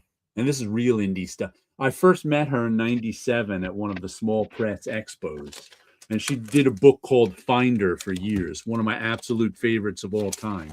And this is, I follow her on Patreon, just the free tier, and she shows the pages and I guess she's doing them, posting them on Patreon so you can see them, and also she's sold this on Etsy, and the comic itself was $20, and there was $7 shipping. So this is my $27, but you get it autographed, and it's only 300 copies. She's like one of the few people I'd spend this much money getting her stuff, you know. And it reminds me of you remember John Babcock, of course, Wilson? Yes. He was a letterer at Marvel. And he said something that in the early 90s that has always stuck with me. I wonder if he even remembers saying it. I think I've mentioned it here before. Mm-hmm. He was like, you know, in the future, comics are going to be like poetry is now. It's like poetry's still made, but you have to have a certain, you have to have a certain privilege to make poetry. And it only gets published in small batches to other people who have enough money. Poetry is sort of very privileged area of the arts, and it's going to be sold to people who have enough money to buy it because it's gonna. And he's like, I think that's what comics are going to be in the future. And sure enough, that's what this comic really is. It's like you have to be. How many people? I mean, if I had to spend $27 on every comic, I'd be getting 1 or 2 comics a week. It's like I couldn't do it. But for one comic, I can spend $27 on it. But like that's like buying poetry. That's like a poetry magazine that runs 200 or 300 copies and costs you $20 at some small bookstore somewhere. That's exactly what it is. But she's really good. Mm-hmm. Kevin Infinity says should really be buying new titles, but he doesn't. Well, if you get on your time machine, you can go back to August 1961 and pick up a comic by that new guy, Stan Lee. Plus his hired help, Jack Kirby. It is not a one-shot type of story. I think it's going to be, I don't know how many issues she's got going on it, but it's continued. So, Excuse me. Her stuff I'll pay extra for, just because. It's supposed to be the Madonna because then he had the accident and Hickman has lost. It's not knowing how to be a line architect. Yeah, Donny Cates is not good at being a line architect either. Marvel have nobody as a writer right now who could be the pivot to launching a new line of comics and everybody follows along. I don't think that it can happen. I think that there's no such thing as a line architect. Same thing happened with the X-Men Krakoan era. What happens is, I've said this about reboots. Mm-hmm. Reboots never work because the person, in order for like a reboot to work at Marvel or DC, someone has to be a continuity cop. And if you work in DC and you have the power to say we're going to reboot, you don't want to be a continuity cop. You want to be an executive, because that's probably what you are. So as soon as the reboot happens, the writers all undermine the reboot, because that's what writers do. They don't care about your reboot. Yeah. They want to write what they want to write. So if there's no continuity cop to keep the writers in line, then there's no way to make the reboot work. Same with when you said a line architect. Whoever one writer is going to tell, Donnie tell the other Hickman is going to tell the other writers what to do. How's he going to do that? He's got no authority. Mm-hmm. Well, when you have reboots, you have two types of writers. One type that wants to, that now that there's no continuity, they want to do something completely crazy that's never been done with the brand. Right. Or the guy who wants to bring back that storyline that he read once in 1959. And then, the third type is the guy who just wants to go back to doing what he was doing. Yeah. Because you have the problem of being in the middle of a story. Which takes us to Ultimate Daredevil. Right. Nobody who says, the editor who says, okay, we're going to need you're going to be the line architect for this and keep all those other guys in line. The writer's going to be like, isn't that your job? Yeah, that's the editor's job. Yeah. So it's always going to fall apart. Yeah, because there's knowing no the money goes. authority. No one wants to be a continuity cop. That's a low-paying job. Yeah, knowing the money goes straight to them with indie stuff like that makes the press a lot more digestible, though. Yes, Yeah. right. No, this is all going right to Carla. So Yeah. There's also the laziness of nostalgia to inflate a dip in creativity that kills new endeavors. Random, but all the Avengers Doomsday movie news sounds so boring and overdone with the cameos. Yeah, yeah. Well, I'm not sure if it's Bendis Quesada. There was a moment there where two or three guys were in charge of a storyline and everyone played along. But then they got tired of it. if you're working with your buddies, they'll play Mhm. along Right. for a little while. Yeah. But But if you're not, Bendis got tired of doing superheroes and he wanted to do powers. Mark Miller got tired of doing superheroes and he wanted to do the Millerverse. And whoever was left did not want to do any of that. And that's how we got Civil War 2. yeah, like reboots never work. Line Architect never worked for very long. Like writers will undermine whatever their orders are. They're going to undermine it because they don't want orders. Yeah. How long did it take for the DC writers to try to bring back all the stuff from the Silver Age that they wanted to do away with? After 10 years. Crisis, after New 52, all the stuff creeps back in. Yeah. Mhm. Either it creeps back in naturally, or it's like, oh, well, let's do this. Let's get wacky. Let's, try something new, or they think is new. And And it's like, often, oh, like the guy who has the power to say, we're going to have a reboot, moves on to some other job. yeah. Then all of a Right. sudden, there's no one. Right, yeah. Mark Grunwald worked as a continuity cop in it because he did it on top of his job, and he Right, stayed at Marvel for 15 years. right. And he Right. loved that stuff. And he was so into continuity and making Right. things work. It was fun for him. So he did it as part of that. There's a continuity editor. Peter Sanderson's job was, Right. he was And a lot of times they wouldn't listen to him and because they he wouldn't didn't at have all. any actual authority. He'd just advise. Yep. Mhm. Random, but if any of you read Hannes's It Man, thinking of getting the first Tommy, looks interesting. Yeah, pick it up. As far as Garth Ennis goes, here's the thing about Garth Ennis. He does something once and then he does it again. But Hitman was the first time that he did it, so it's still fresh and it's legit. So you're gonna have a lot of fun. What is the last good book by Howard Chaykin? Any recommendations? I've been buying his stuff. What was that one he just did about the comic book history? Yeah, that one. I don't recall All of a the sudden, I can't title remember of the it. name of it. That one was good. I liked Black Kiss too. That's probably 15 years old now. I've been buying Chaykin stuff on the regular since he started doing indie books again about 15 years ago. So I enjoy most of his stuff. Yeah, so Hey Kids Comics. Hey Kids Comics. Okay, Yeah. now that it's available as trades, it's a better read because it reads better as a trade each time. The all that jumping around from It was a lot to keep track of month to month, but I did.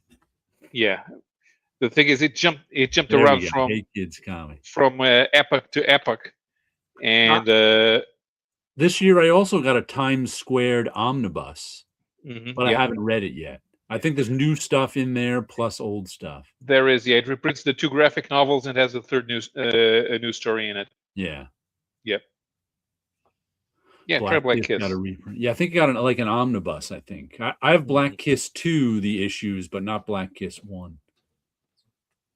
I have to reread some of that. Another comic I got this week.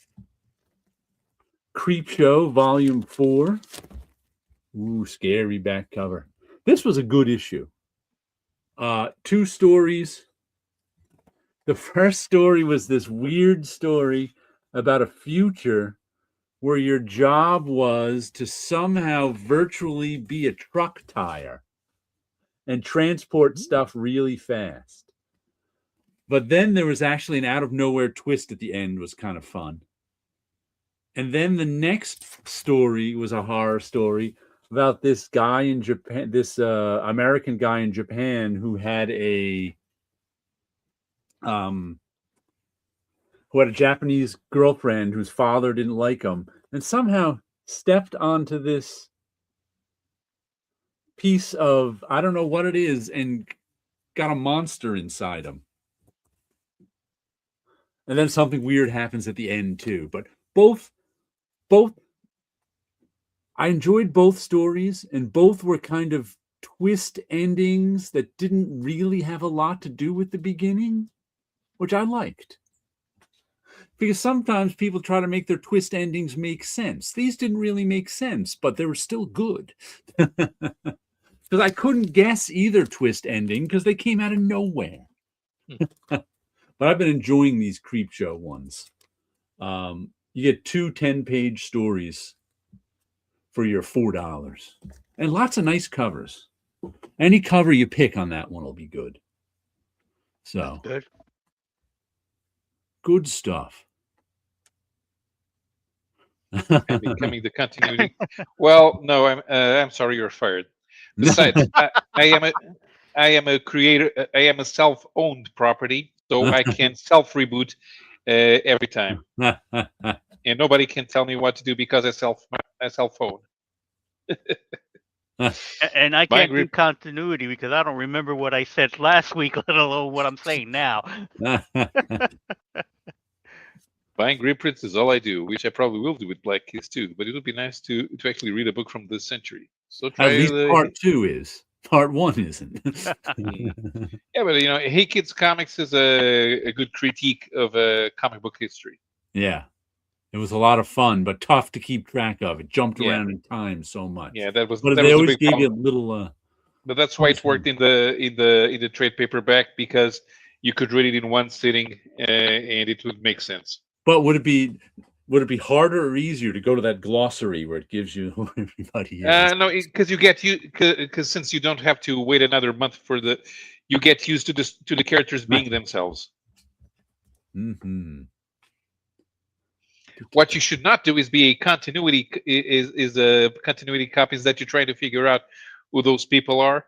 It will be obvious and not obvious. Oh yeah, who's a thinly veiled version? Because the problem is there's thinly veiled versions, and then there's composites. Yeah, like Matt Baker didn't live until the 90s, but right. But in the 50s, he was Matt Baker. He was a Matt Baker stand-in. Yeah, and in the 70s, he was the 70s. In the 70s, he was what? Billy Graham stand-in? I don't know. Probably, yeah. And in the 90s, he was a Dwayne McDuffie stand-in.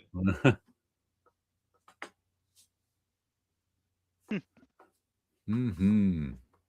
Another book I picked up, this was on my pull list, is G.I. Joe issue number 16.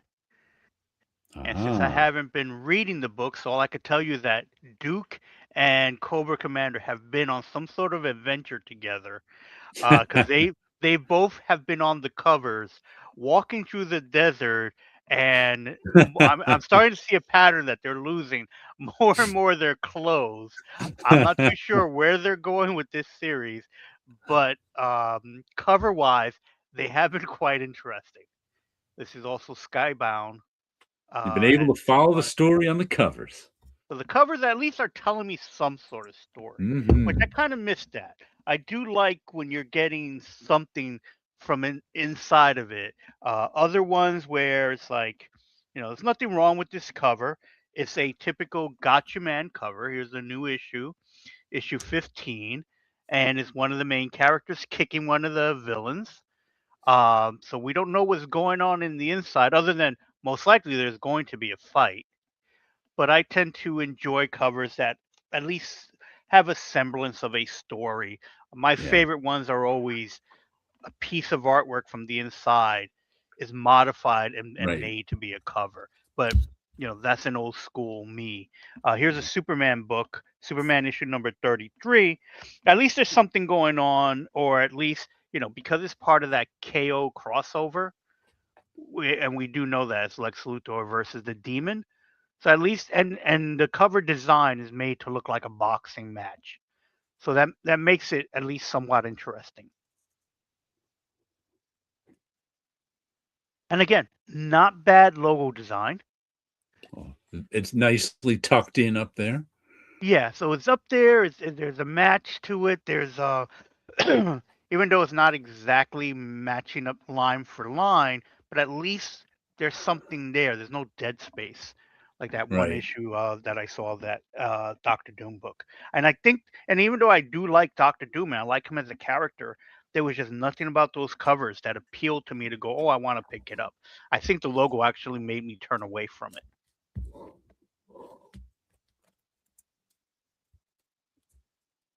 Let's see, what else do we have here? The book I keep getting and never reading, Thundercats, issue number 22. 22. So I think once it hits 25, I'll sit down and spend a whole day just reading Thundercats.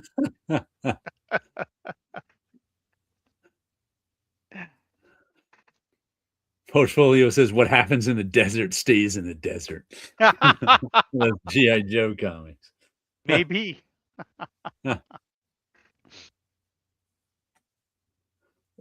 Another thing I read this week that I bought months ago was this Tom Scioli space opera Xanadax Across the Unknown Dimensions of the Galaxy by Tom Scioli. Neat. This is just a sort of fun, galaxy spanning, good guy, bad guy fighting his brother. Did he do Them the fighting cover? each other. I've already forgotten most of the story, and I read it this week because there was a lot of fighting. And I got to say, this a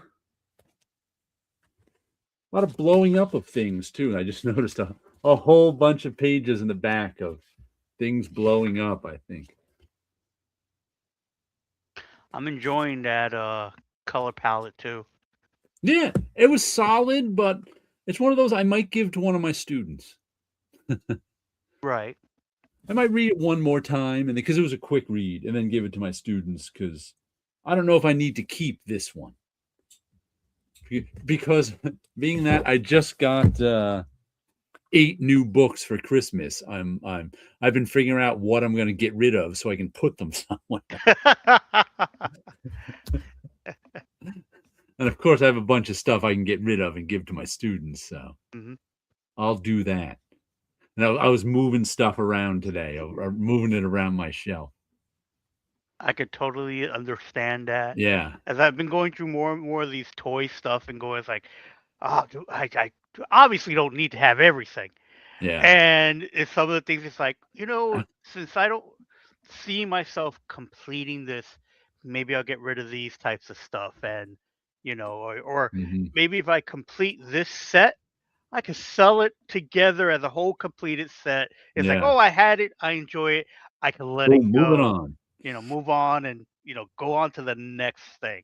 But yeah, so it's so I understand what you mean about, getting rid of some stuff, Yeah. that type of thing.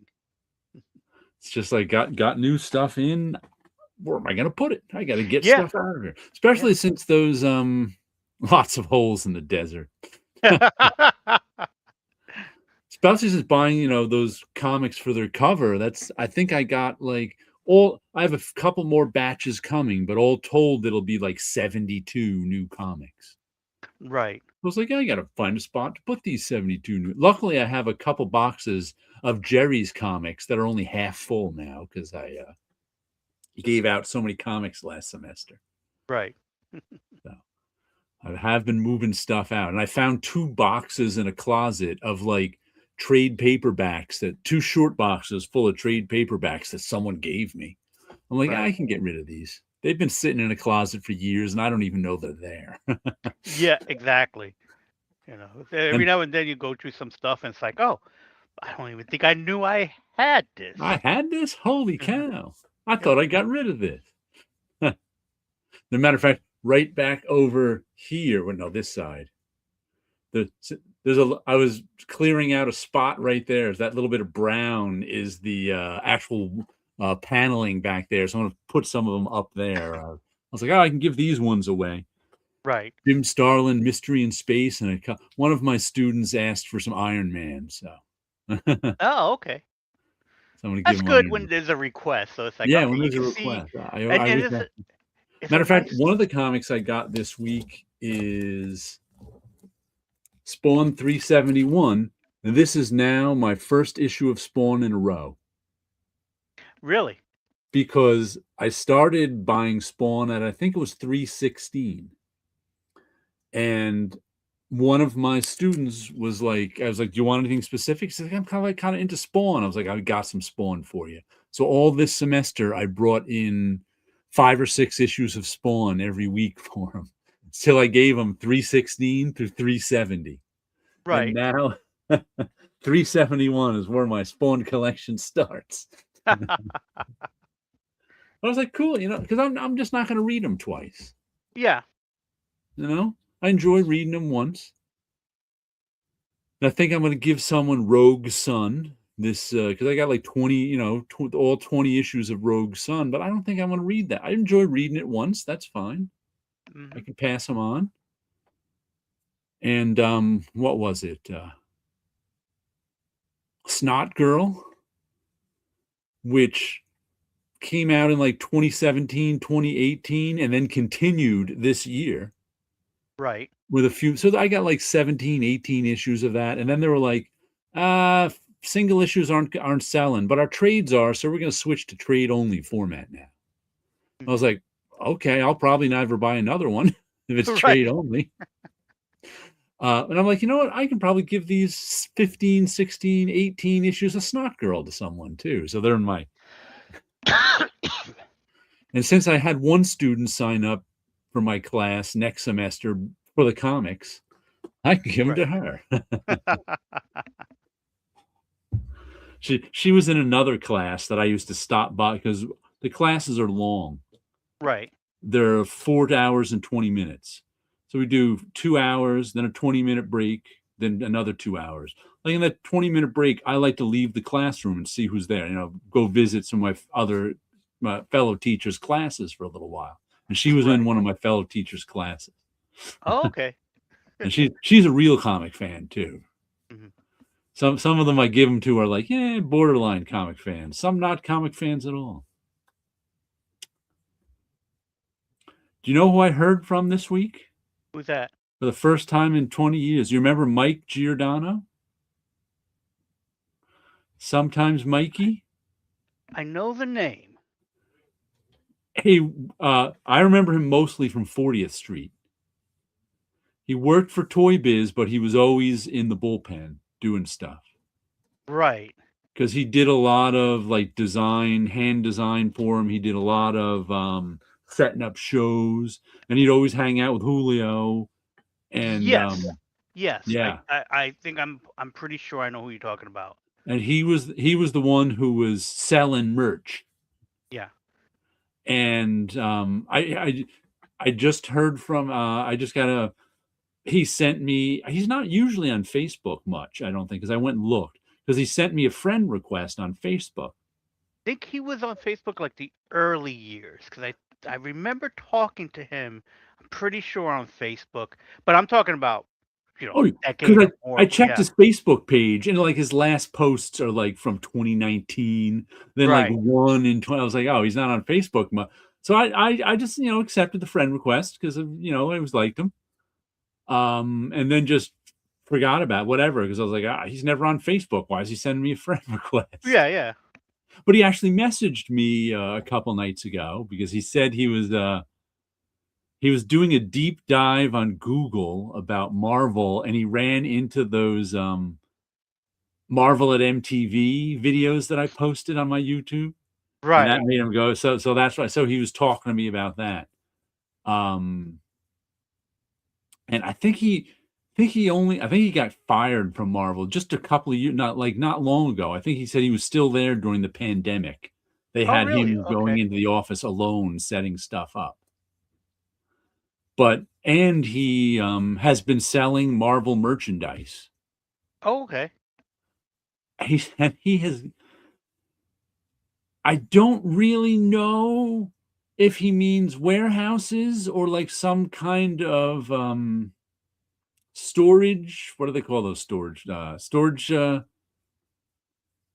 Where storage you rent facilities. storage facility. But he's got 3 of them filled with Marvel merchandise I remember that he used to like, whenever we would have the Marvel from the Marvel store. holiday sale, he would just buy up everything that was Everything he like could. left over that he could. And all that stuff was, when you think about it, it was pretty Yeah. expensive stuff because not only was it, He the items that were available to the public, but they were stuff that were prototypes, not prototypes, art editions, right.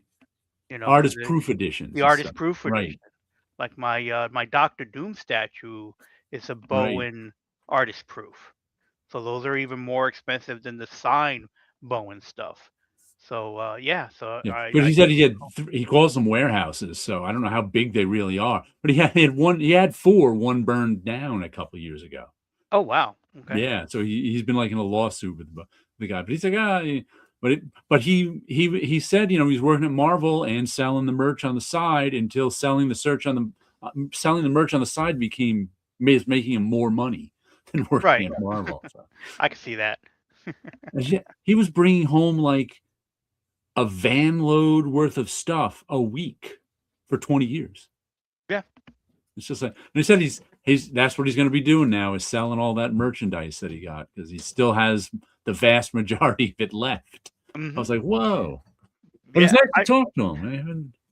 I As someone haven't who heard sells from him. stuff, as someone who sells stuff on eBay, it's like, yeah, it's only. But the funny thing is, like, it's only fairly recently a lot of that stuff is actually worth something because you had to like Yeah, take it home and sit on it for a yeah, number of years before it even started.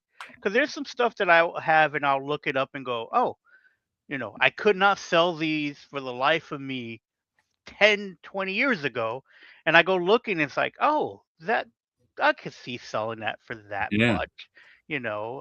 Even like being in a comic book shop today, I like I like Midtown Comics because they have, back issues on the wall.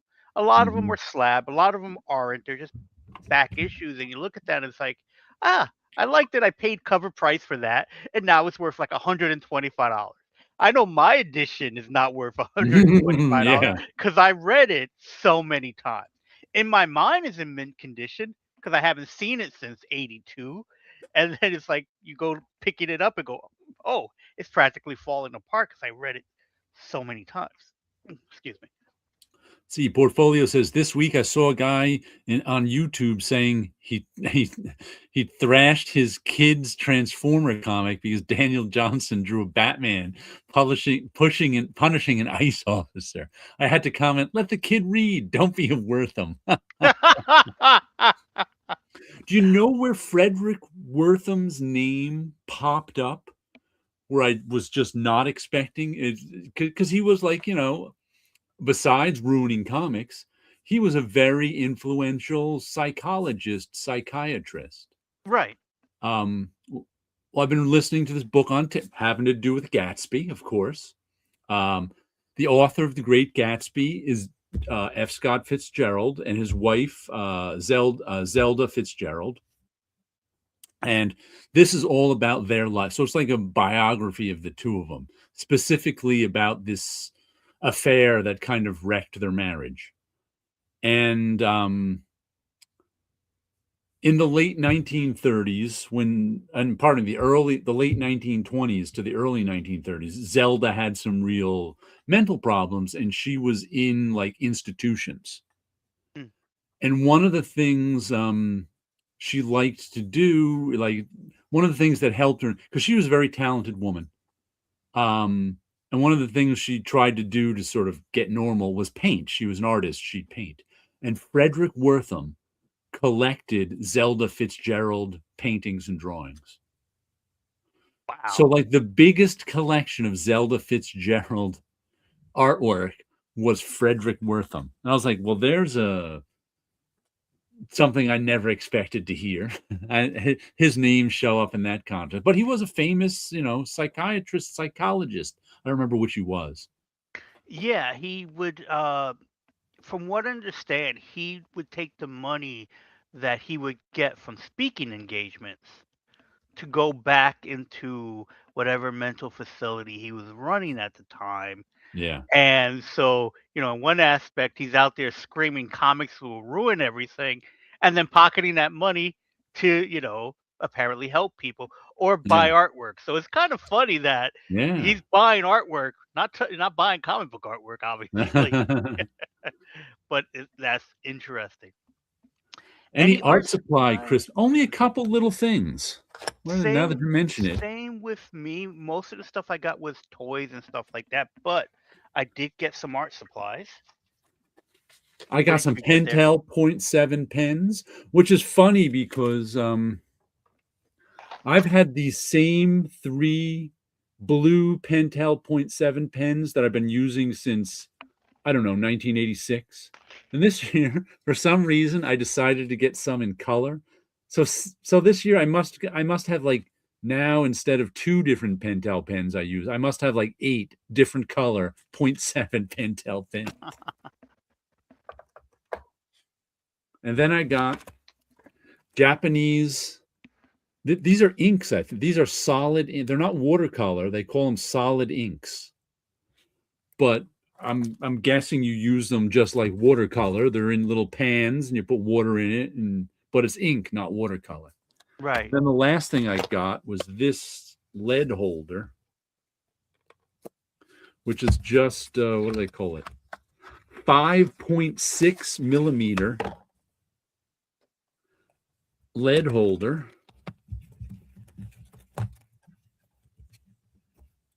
which is just this thing with that's a giant piece of graphite, and you just draw with it. Nice. So, and you get new graphite to put in it too. So I just saw this and wanted to try it. And for some reason, they have this fake point that I don't know if this was for display only, but there's this fake point that goes with it. Is it rubber? Maybe it could be used as a stylus. No, I think it's graphite. I think it's a little piece of graphite. I'm not 100% sure though, but or that might be the test graphite, so people Yeah. can test the pen without using up. or they put it there like for display, and it could get in case it gets chipped or whatever. You can, Right. that's not one for use. Yeah, those blue 7s are field arc. Yeah, they're like standard, and the 0.7s are blue. The 0.9s are gold, and the 0.5s, where are they? Are black, I think. Those are different 0.5s. I don't know where my 0.5s are, but I think the 0.5s are black. But I've got this is a different style 0.5. It's got this on the back. I don't know why. Otherwise, it's exactly like the other point. Otherwise, it's exactly like these, except it's got a different back. I like those ones. But yeah, for some reason now, this year I've gotten a whole bunch of different colors. Nice. Same. Actually, where are the? Then I got this. Were these 0.5s or 0.7s? Blue 0.7. This. Remember when I got the colored pencil ones? Mm-hmm. Early in the year, I bought a whole bunch of colored pencil leads, and 1.7 for every color, and then colored that color, and I still haven't used them. Cost me like $50 for this set. Still haven't used them. My brother got me a model from Gundam from Bandai. So this is basically a robot that you build, but he also added in, and here's what it would look like once it's made. So is Wing Gundam, and it's basically a puzzle model type of thing. But when he bought it, he also, and these are like what the parts would look like that you would use to build. So there is, you know, plenty of stuff to do. But when he picked this up, he also added to it Gundam markers.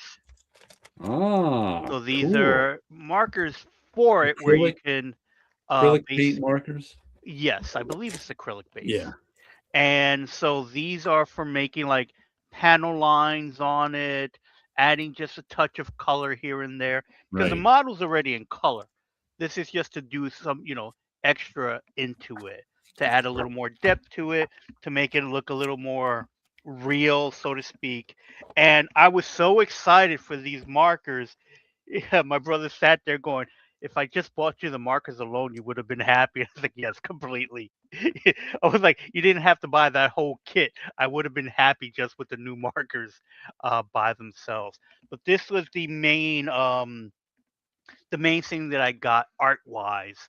Everything else was either like some slippers, some Lego toys, some action figures and stuff like that. So I was happy with that haul of stuff.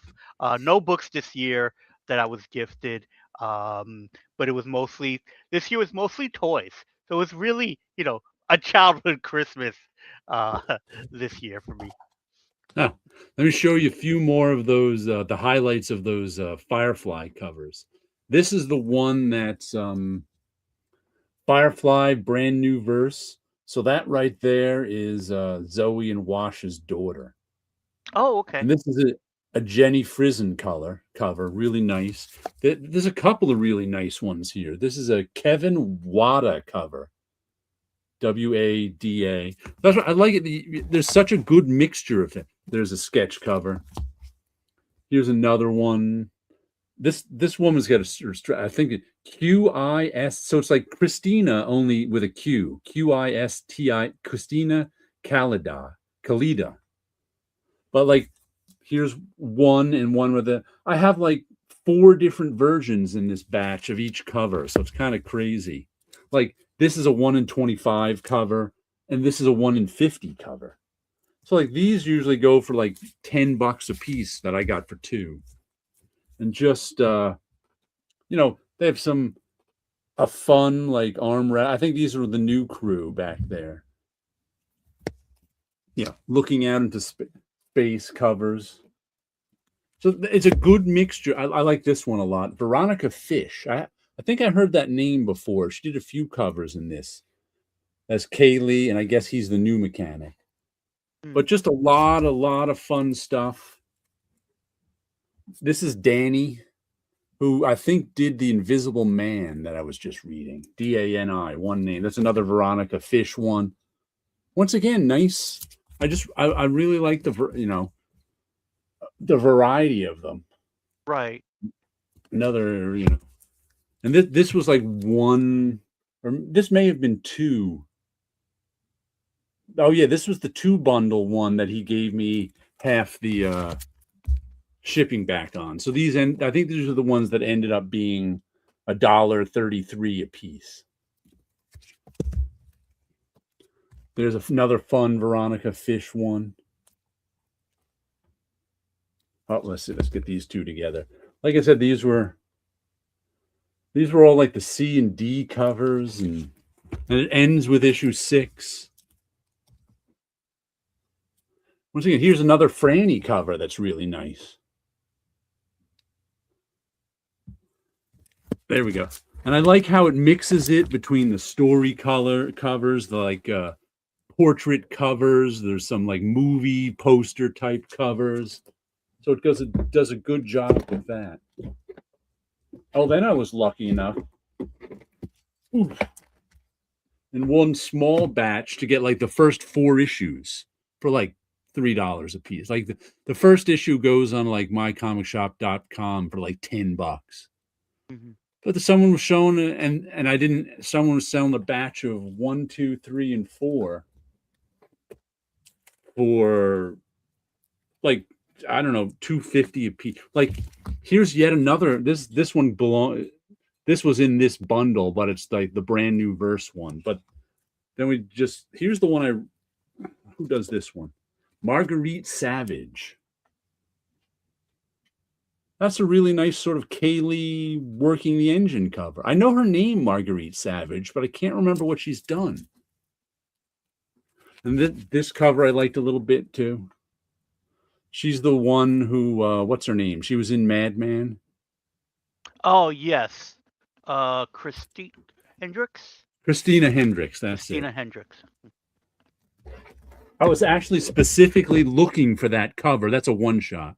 I was specifically looking for that cover because I saw it somewhere looking around, and I saw it attached to those first four. I was like, "Ooh, I need the first four." Right. I've had such luck with lots of these, I have to say, because buying, as I always say, if you're buying low end comics individually on eBay, you're overpaying. Yeah. That's what I always like as the when I show you those $10, $3 comics I get. So I could not imagine buying all those at like individually. It would just cost way too much. I'd never do it. But in Yeah. lots, it's like, ooh. You could get a lot of good things. Getting lots, and Yeah. sometimes I've done that with toys as well.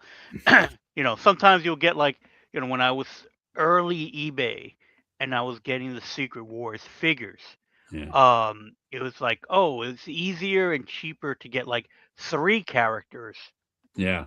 to complete, like, I really need the one, but it's cheaper to get it with these 3 characters. And then you end up having like a box full of Kangs, the Conquerors, Yeah. at the end of the day. Marguerite Savage did some Marvel short stories. And some Wonder Woman issues. So, yeah, I know I've heard her name. And Right. I know I've heard people praise her, but that may be the first time I had something by her. And that cover I was specifically looking for too, because I saw it on what I do is I go and look at which covers they are on mycomicshop.com and then try to find them on eBay in a lot. That's what I was doing. And I think that was one that was like an alternate cover that was a little more expensive. So I wanted to find it in a lot. Right. But it's like those 4 issues would have cost me $25 or maybe $30 even on my account, because they were like the first issue goes for 10. That Marguerite Savage one may have gone for 10, and the other ones for $6 or $8 a piece. And then they all drop down to $3 for the regular ones. But it's been real fun. I'm having such a good time. They've been making me so happy just looking at them and going, very Right. nice. You got to enjoy stuff. You got to let it make you happy. I know so many fans of comic books who are so miserable and they won't read comic books because I don't even know why. It's like they don't want to be happy. Yeah, it's like, just tell me why you like it. Have fun with it. This is, as you were mentioning before about the gentleman with the conspiracy theories. Yeah. I run into a few of them on TikTok, and it's like, I'm going to say something, and I realize, you know what? I Nah. don't care enough to say anything. I You know? almost told them that their Marvel is using the cheapest paper already. Then I went, what does it matter? Yeah, There's always someone else going to say they should switch back to newsprint. yeah. And for me, it's like, I don't care enough to Yeah. get into the conversation. Because you hear something, it's like, well, that's incorrect, but Yeah. I also don't want to start an Uh, internet debate with someone that I don't really care yeah. about. It's like Who I'm there just really might just to not have listen. fun. Yeah. And it also depends to me, like leaving a comment on, say, TikTok or not, on how many comments are already there. Hmm. If there's no comments, I'll leave one because the guy's probably a small TikToker and will read it, and usually they do. If there's like Right. 400 comments already, I'm like, there's no There's point. there's no reason to engage. So sometimes I look at that too, where it's like, okay, let me see what people already said about it, because sometimes what I want to say has already been said, and Yeah, it's like, oh, okay, or and in that case, it's like sometimes they'll say it better than I would. It's like, right. I totally agree with this guy, and then I leave it at that. Because I've Yep. seen enough stuff will pop up, and it's like, are they saying this because they really mean it, or are they rage baiting and want to get into a discussion with something? It's like, oh, I just Mhm. don't need to get a part of that. Continuing more books that I'm buying and not reading. We have Power Rangers Prime issue number 13. Uh-huh. So it's continuing the stories of the Power Rangers, but I think this is like not necessarily the next team, but like a young group inheriting the powers. Um, Unfortunately, I have not read enough of them to know exactly if that's going on, but so far, just looking through the book, I've been just enjoying just the pretty pictures. I can't tell you what the Mhm. story's about, but I've Yeah. been enjoying it. Um, let's see, what I got 3 books left to end the night with. So we have Star Trek: The Last Starship. Beautiful cover, Yeah. hideous logo design, Oh yeah, that's and this takes place in the future where Discovery eventually ends up. Discovery started as a starship in the past, before Kirk and Spock's time, and moved into the future. And so far into the future that we had learned that something happened to the dilithium crystals, and every starship that had the crystals and their warp core was activated, all those ships exploded. So that was like the ah. big burn. They called it the burn, and they didn't know what did it, what caused it. So Starfleet eventually fell because of that, and it became like a futuristic, not to say wasteland, but it was just problems going on. So they were able to rebuild one ship, and I do not know if they were sending the ship out to figure out the mystery. But one of the big things that we find out in the Picard series, that Kirk's body was taken from the Genesis planet. I'm sorry, not the Genesis planet, from Viridian 3, and his body was brought back to Starfleet, and Starfleet had his body. And for some reason, he was actually still alive, but kept in stasis. So Uh-huh. because of this thing that happened, they decided to remove Kirk out of stasis. So Kirk is living in the future, um, and basically dealing with what's going on. So the last Starship is that they basically took a ship, put it together, build a ship to go find out what happens. So the concept of that, a ship being built by parts, is why you have the logo like that. Because Okay. the logo is from other Star Trek properties, and like I think even the comic book covers. The weird thing is, like, you're supposed to read it as the last starship, but it really reads the LA Starship. I, I would like it better if it wasn't in that perspective. Hmm. And so it's like, that's the way they have the logo design. Um, so I think this is supposed to be a limited series as well. But again, it's one of those things, is how it goes. Speaking of covers, so here are the covers that I had to choose from. Whereas the Uh-huh. cover that I picked, that nice bright one, and then there's this one that's entertaining because, you know they're in Starfleet, but those are all Klingons Yep. with Kirk, and Kirk was very against the Klingons being part of anything, because that was his main antagonist. So that was an entertaining looking cover. But again, it's nice. It's painted. It just looks dark. Yeah. So it was like, yeah, I like going for this bright one just because it's so bright and graphic looking. So that's why I picked that cover. And then the last 2 books of the night is Godzilla, Starship Godzilla, issue number 3.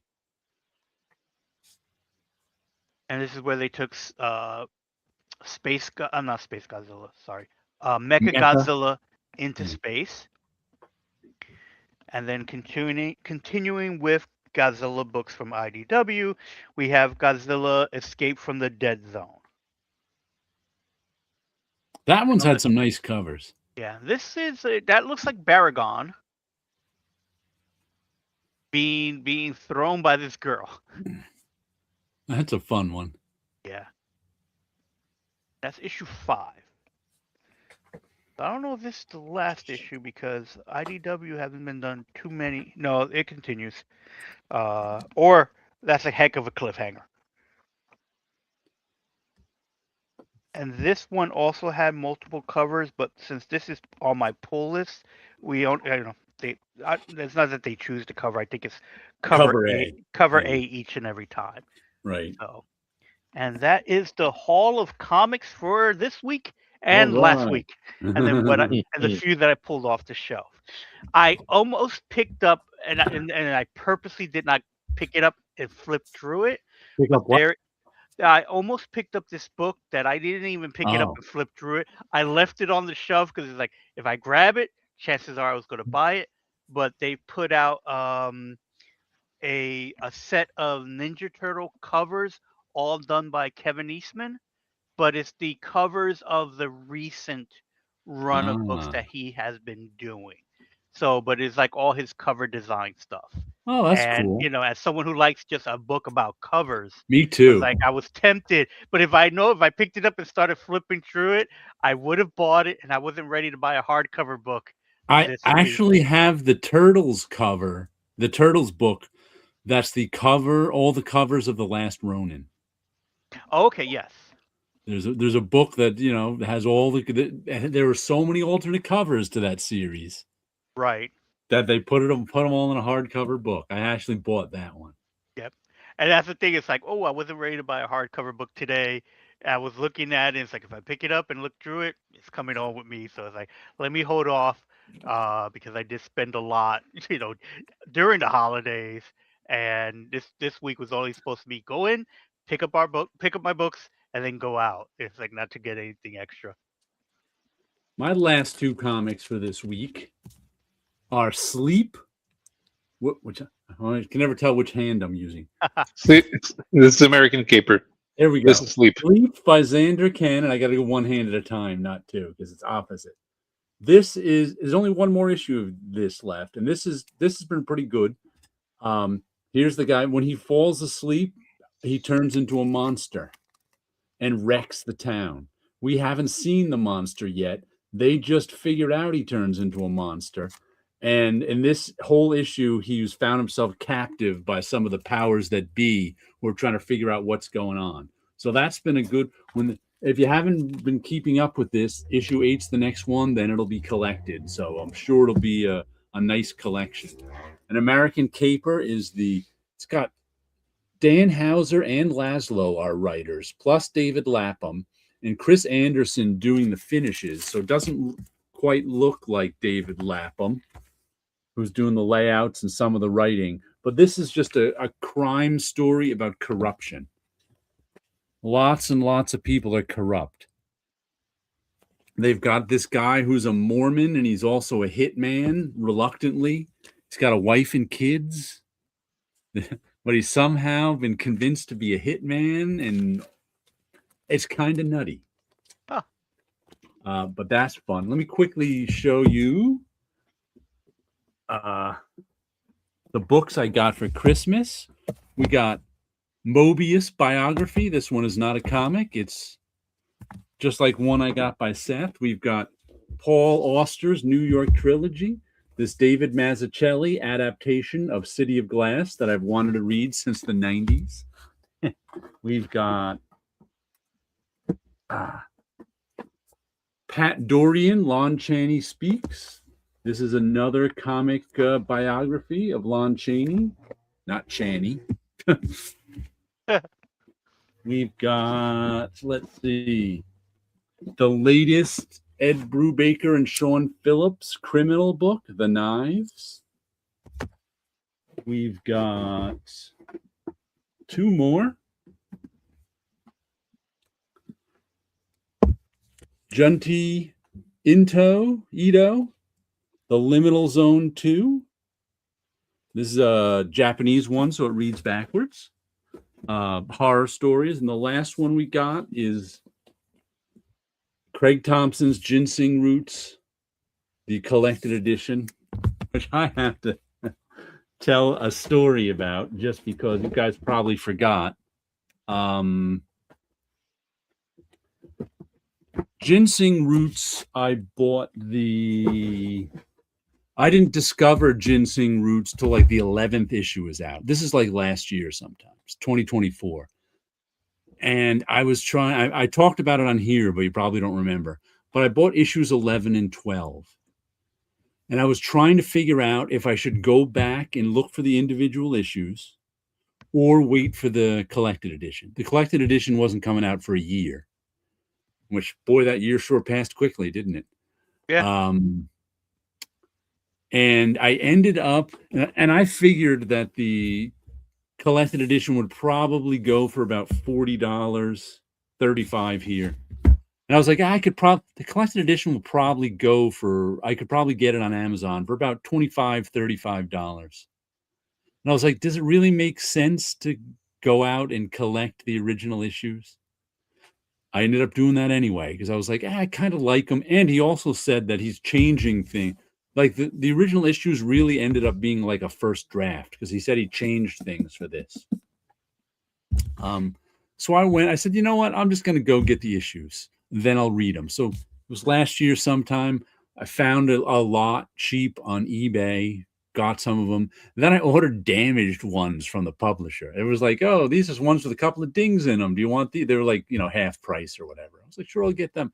So I probably ended up getting issues 1 to 10 for maybe around $40, let's say. Because I was like, okay, I'm around the price. And this came out at $35. I think it came out earlier in the year. My sister got this for me from my Amazon wish list.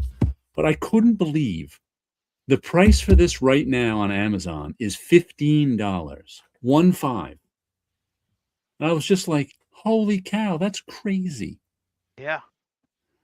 Hardcover, Ginseng Roots, all these pages. Instead of $35, it's $15. Like, whoa, if I'd known that, maybe I wouldn't have gotten those individual issues, which, by the way, I never read. I was supposed to. One of the reasons I was getting them was because I could get them a year earlier than this and read them. Somehow, I never read them. Wilson knows how that goes. I know exactly how that feels. But now you can go back and read and see the differences in the creating. I kind of want to now. How is it a rough draft? Yeah. I don't know. I don't think it's a rough draft. First draft. First draft. Okay.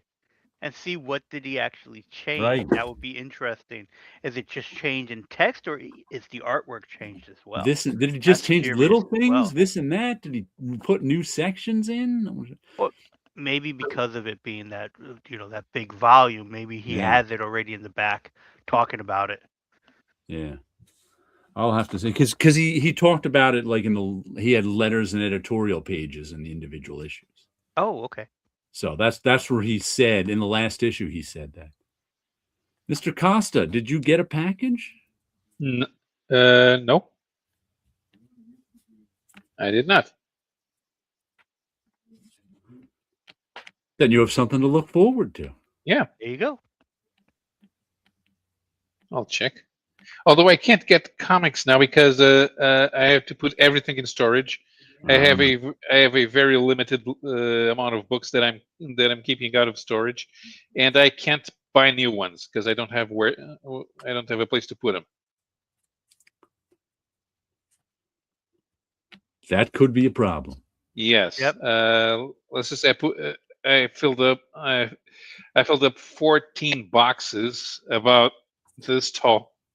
And they were like 50 pounds each. So.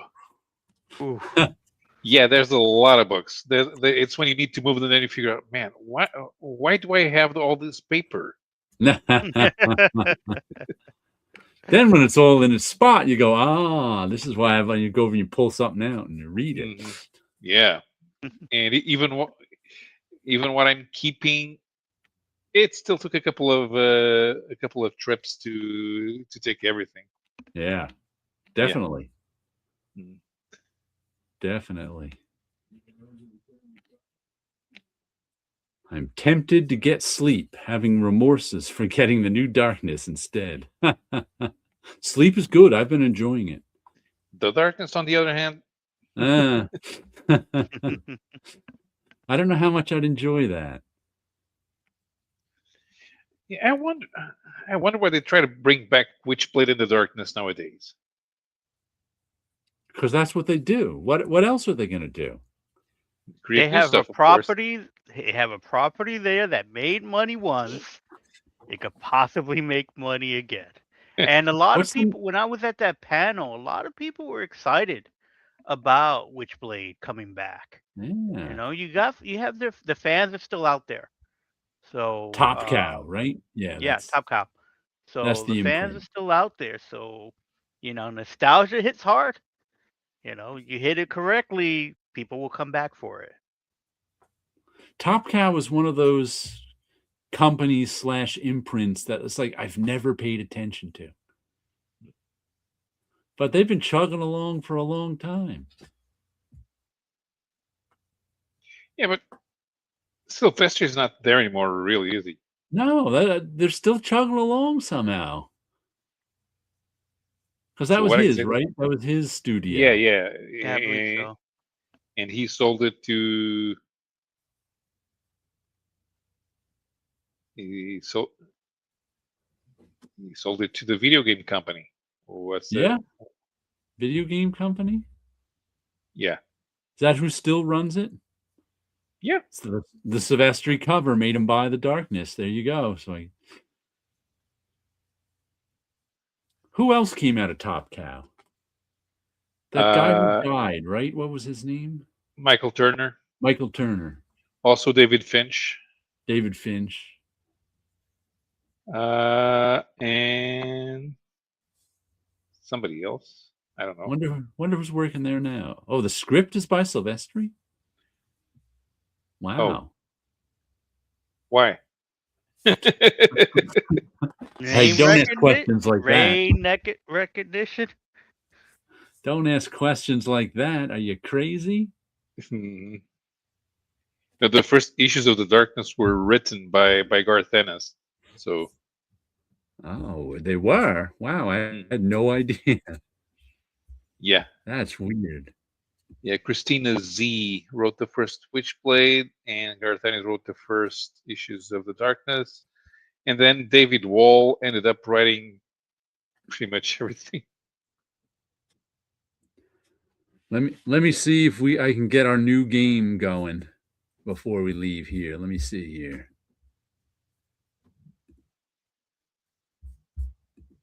Come on, hide all this stuff. Where is...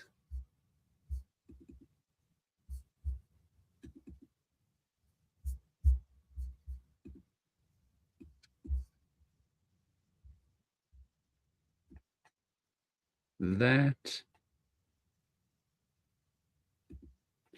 All right, you remember our we were talking about variant covers? Mm-hmm.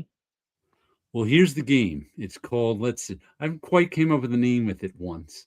Museum, Den, and Trash Can. The idea is you've got a museum. You want to put asses in the seats. So whatever you pick for your museum is going to be your public facing variant. So you're going to have a public facing variant. That's the one you're trying to make money off of, getting people into the museum to see it. Mm-hmm. You've got one that you're going to hang in your den. And you've got one that's, of course, going into the trash. Interesting. So, okay. Let's see how this works out.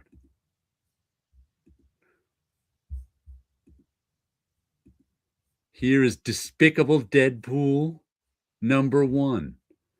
Mike Hawthorne, Rob Liefeld, and In-hyuk Lee. Those are your 3 covers. One goes into the museum, one hangs in your den, and one goes in the trash.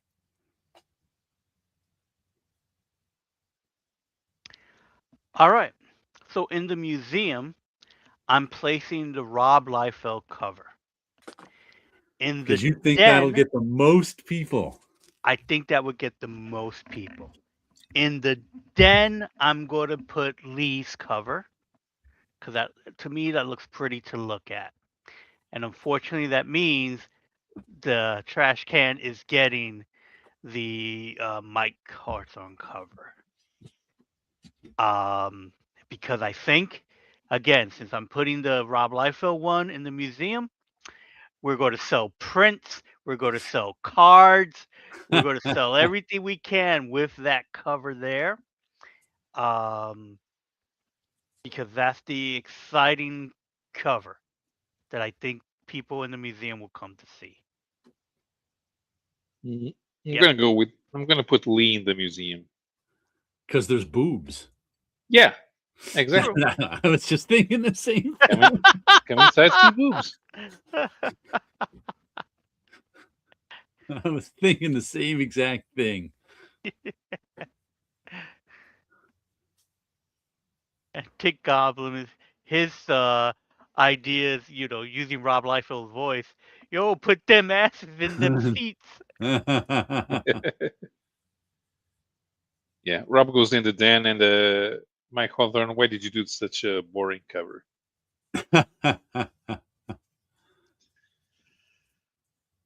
Rob goes in the den so that people, this has to do with Rob, right? Yeah, let's go in and see more and see boobs. He'll be sit down smoking his pipe, having a whiskey, and going, "Oh yes, I can admire my Rob Liefeld cover." Yeah, Lee in the museum, Rob in the den, and Hawthorne to the trash can. Yeah, our museum will definitely go out of business.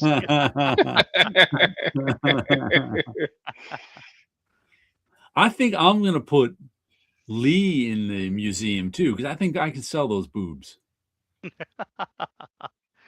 That's the only reason. Then I'm gonna put the Hawthorne in the den, and I don't have to tear up the Rob. But it was a tough choice. I think Wilson's got a good point there with the Liefeld. Might be able to sell a lot of those, but I don't know. Might Do I be. really want my museum to? Maybe I'm more hoity-toity than that. Maybe I figure if I'm going to sit in the den looking at a Deadpool cover, I'm going to want to look at the one with the boobs. There you go.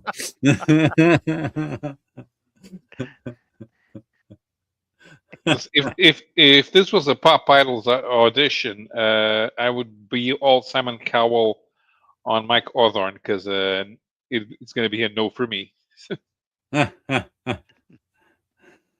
That Lee cover has great color. So I think the Lee color could use some brighter colors. It's meant to evoke some sort of ninja fight. Yeah, I think so. Yeah. It's also just small, really, on my screen too. So, but it was funny in putting these together. I just picked a random month, and it happened to be the month that I think Amazing Spider-Man 800 came out. Mm-hmm. And there was I put together 3 of these just from that one month, and I don't even think that was all. There was so many alternate covers. And also my rules for it when putting them together was no sketch versions of something, no logoless versions of something. I didn't want a cover that was just derivative of some other cover. I wanted the real cover kind of thing. And I tried to get ones that are sort of different but similar. But that can be our new alternate cover game. Yeah. Museum, den, and trash can. Yeah. For our 13th edition, we'll do the Gen 13 covers. I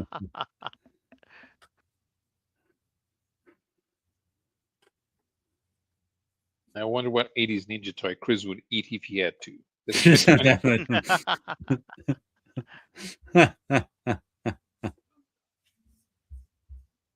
The Shokosugi toy, of course. There you go. I just noticed on this little piece of paper, it told me I can, put a stylus tip in that graphite holder too. Have you ever seen those type of styluses? I did. Oh, it's been so long. I remember having one for my iPad. Right, they're And they, just cheapo ones that, don't have any pressure. It's just making the connections. There's yeah, no pressure sensitivity or anything. I have a couple of them in here buried. Nope. yeah, I know I had a few, but once they went to the regular stylus, the regular little bulbous Right. end on it, I end up using that. And at the end of the day, the only one that I really grab and use, and I don't even know if it's up here at the moment, is the pen that I got from when I went voting. You get to keep the pen, and that pen has a stylus on it. Oh, And the other end I've is a used that stylus? one more than all the other ones because I I've use it got an for Apple's writing. pen, so Yeah, so I use it for writing, as a regular pen, but every once in a while I'll use it as a stylus because huh, it was like it's so convenient. huh. And we'll be on my channel next week on the First day of the after year. New Year's Day, right? Yep. So yeah, it's the new show of the new year. First show of 2026. Wow. Yeah. Yeah, For the after party. Woohoo! The after party. there you go. Party. Party. Come on, confetti. Party. Come on, balloons. Party. The one thumbs up or two? Oh, party. Make your thumb disappear. Can't see my thumb. Oh, no, that's balloons. I'm getting old and forgetting stuff. 15-year-old Jared would remember it all Yep. in 1981. Yeah, the after party will have 1981 music. There There you we go. go. 1980. I'm trying to get one of those read a week. So for Mhm. the next, 8 weeks, was it? I think so because you said 8 issues came out. I'll be in a time machine once a week. Hmm. Mm. Celebrate good times. Come on. Oh, Let's celebrate. celebrate. Well, we should let Paolo get to bed. Yes. Yes. Well, I'm singing "Cool in the Gang." And let me check out how my snow is doing. Oh, yeah, that's right. Oh, yeah, there's the Winter Wonderland. That's at least an inch. Uh-huh. Even getting Well, snow in the city. yeah. Ooh, It now doesn't I snow now I here. feel the cold. No. Doesn't snow where you are? No, it snowed twice since I've been alive, and we Wow. got like this Yeah. much snow. Uh-huh. And it And goes away quick. yeah, and 1 hour later, we didn't have any snow. Wow. We're going into a deep freeze for a day or two. Then it's supposed to rain, I think, on Monday. So It's kind of funny because you're hearing say, oh, this is going to be record highs of snowfall, and it's like then I find out they only really keep track like the last 5 years. no. So if it's above 2 inches, it's a record high because it's been very mild for snowstorms for us. Go out to the park and make a snowman. That's right. That means tomorrow I could play with my snow speeder in the snow. I got to clear the driveway with my Uh, John Deere mower with a plow on the front. all right. At least you have a mower. That You makes know, life so much easier. I would bet. My dad was a super for many years, and Ah. that meant I was doing shoveling for at least since 1986 till 94. I helped shovel. Shoveling's okay when you're a young man. Yes, completely. Once I hit that age and once I moved out, it was like I'm not shoveling anymore. And the building that I'm living in now, my dad was also the super of this building for a few years, and it was like, well, I'm done. I'm a tenant. I am not shoveling, and I'm past that age. And it was like, nope, I'm not going to do it. But I could. I've did it for enough years, but I also know that it's just not something I want to do. I'm too old for it. So Yeah. I'm glad to hear that you have a machine to do the heavier lifting. Do the hard work. Yes. Well, sure you had snow at 5,000 feet. Dream come through, Charlie Brown. All right.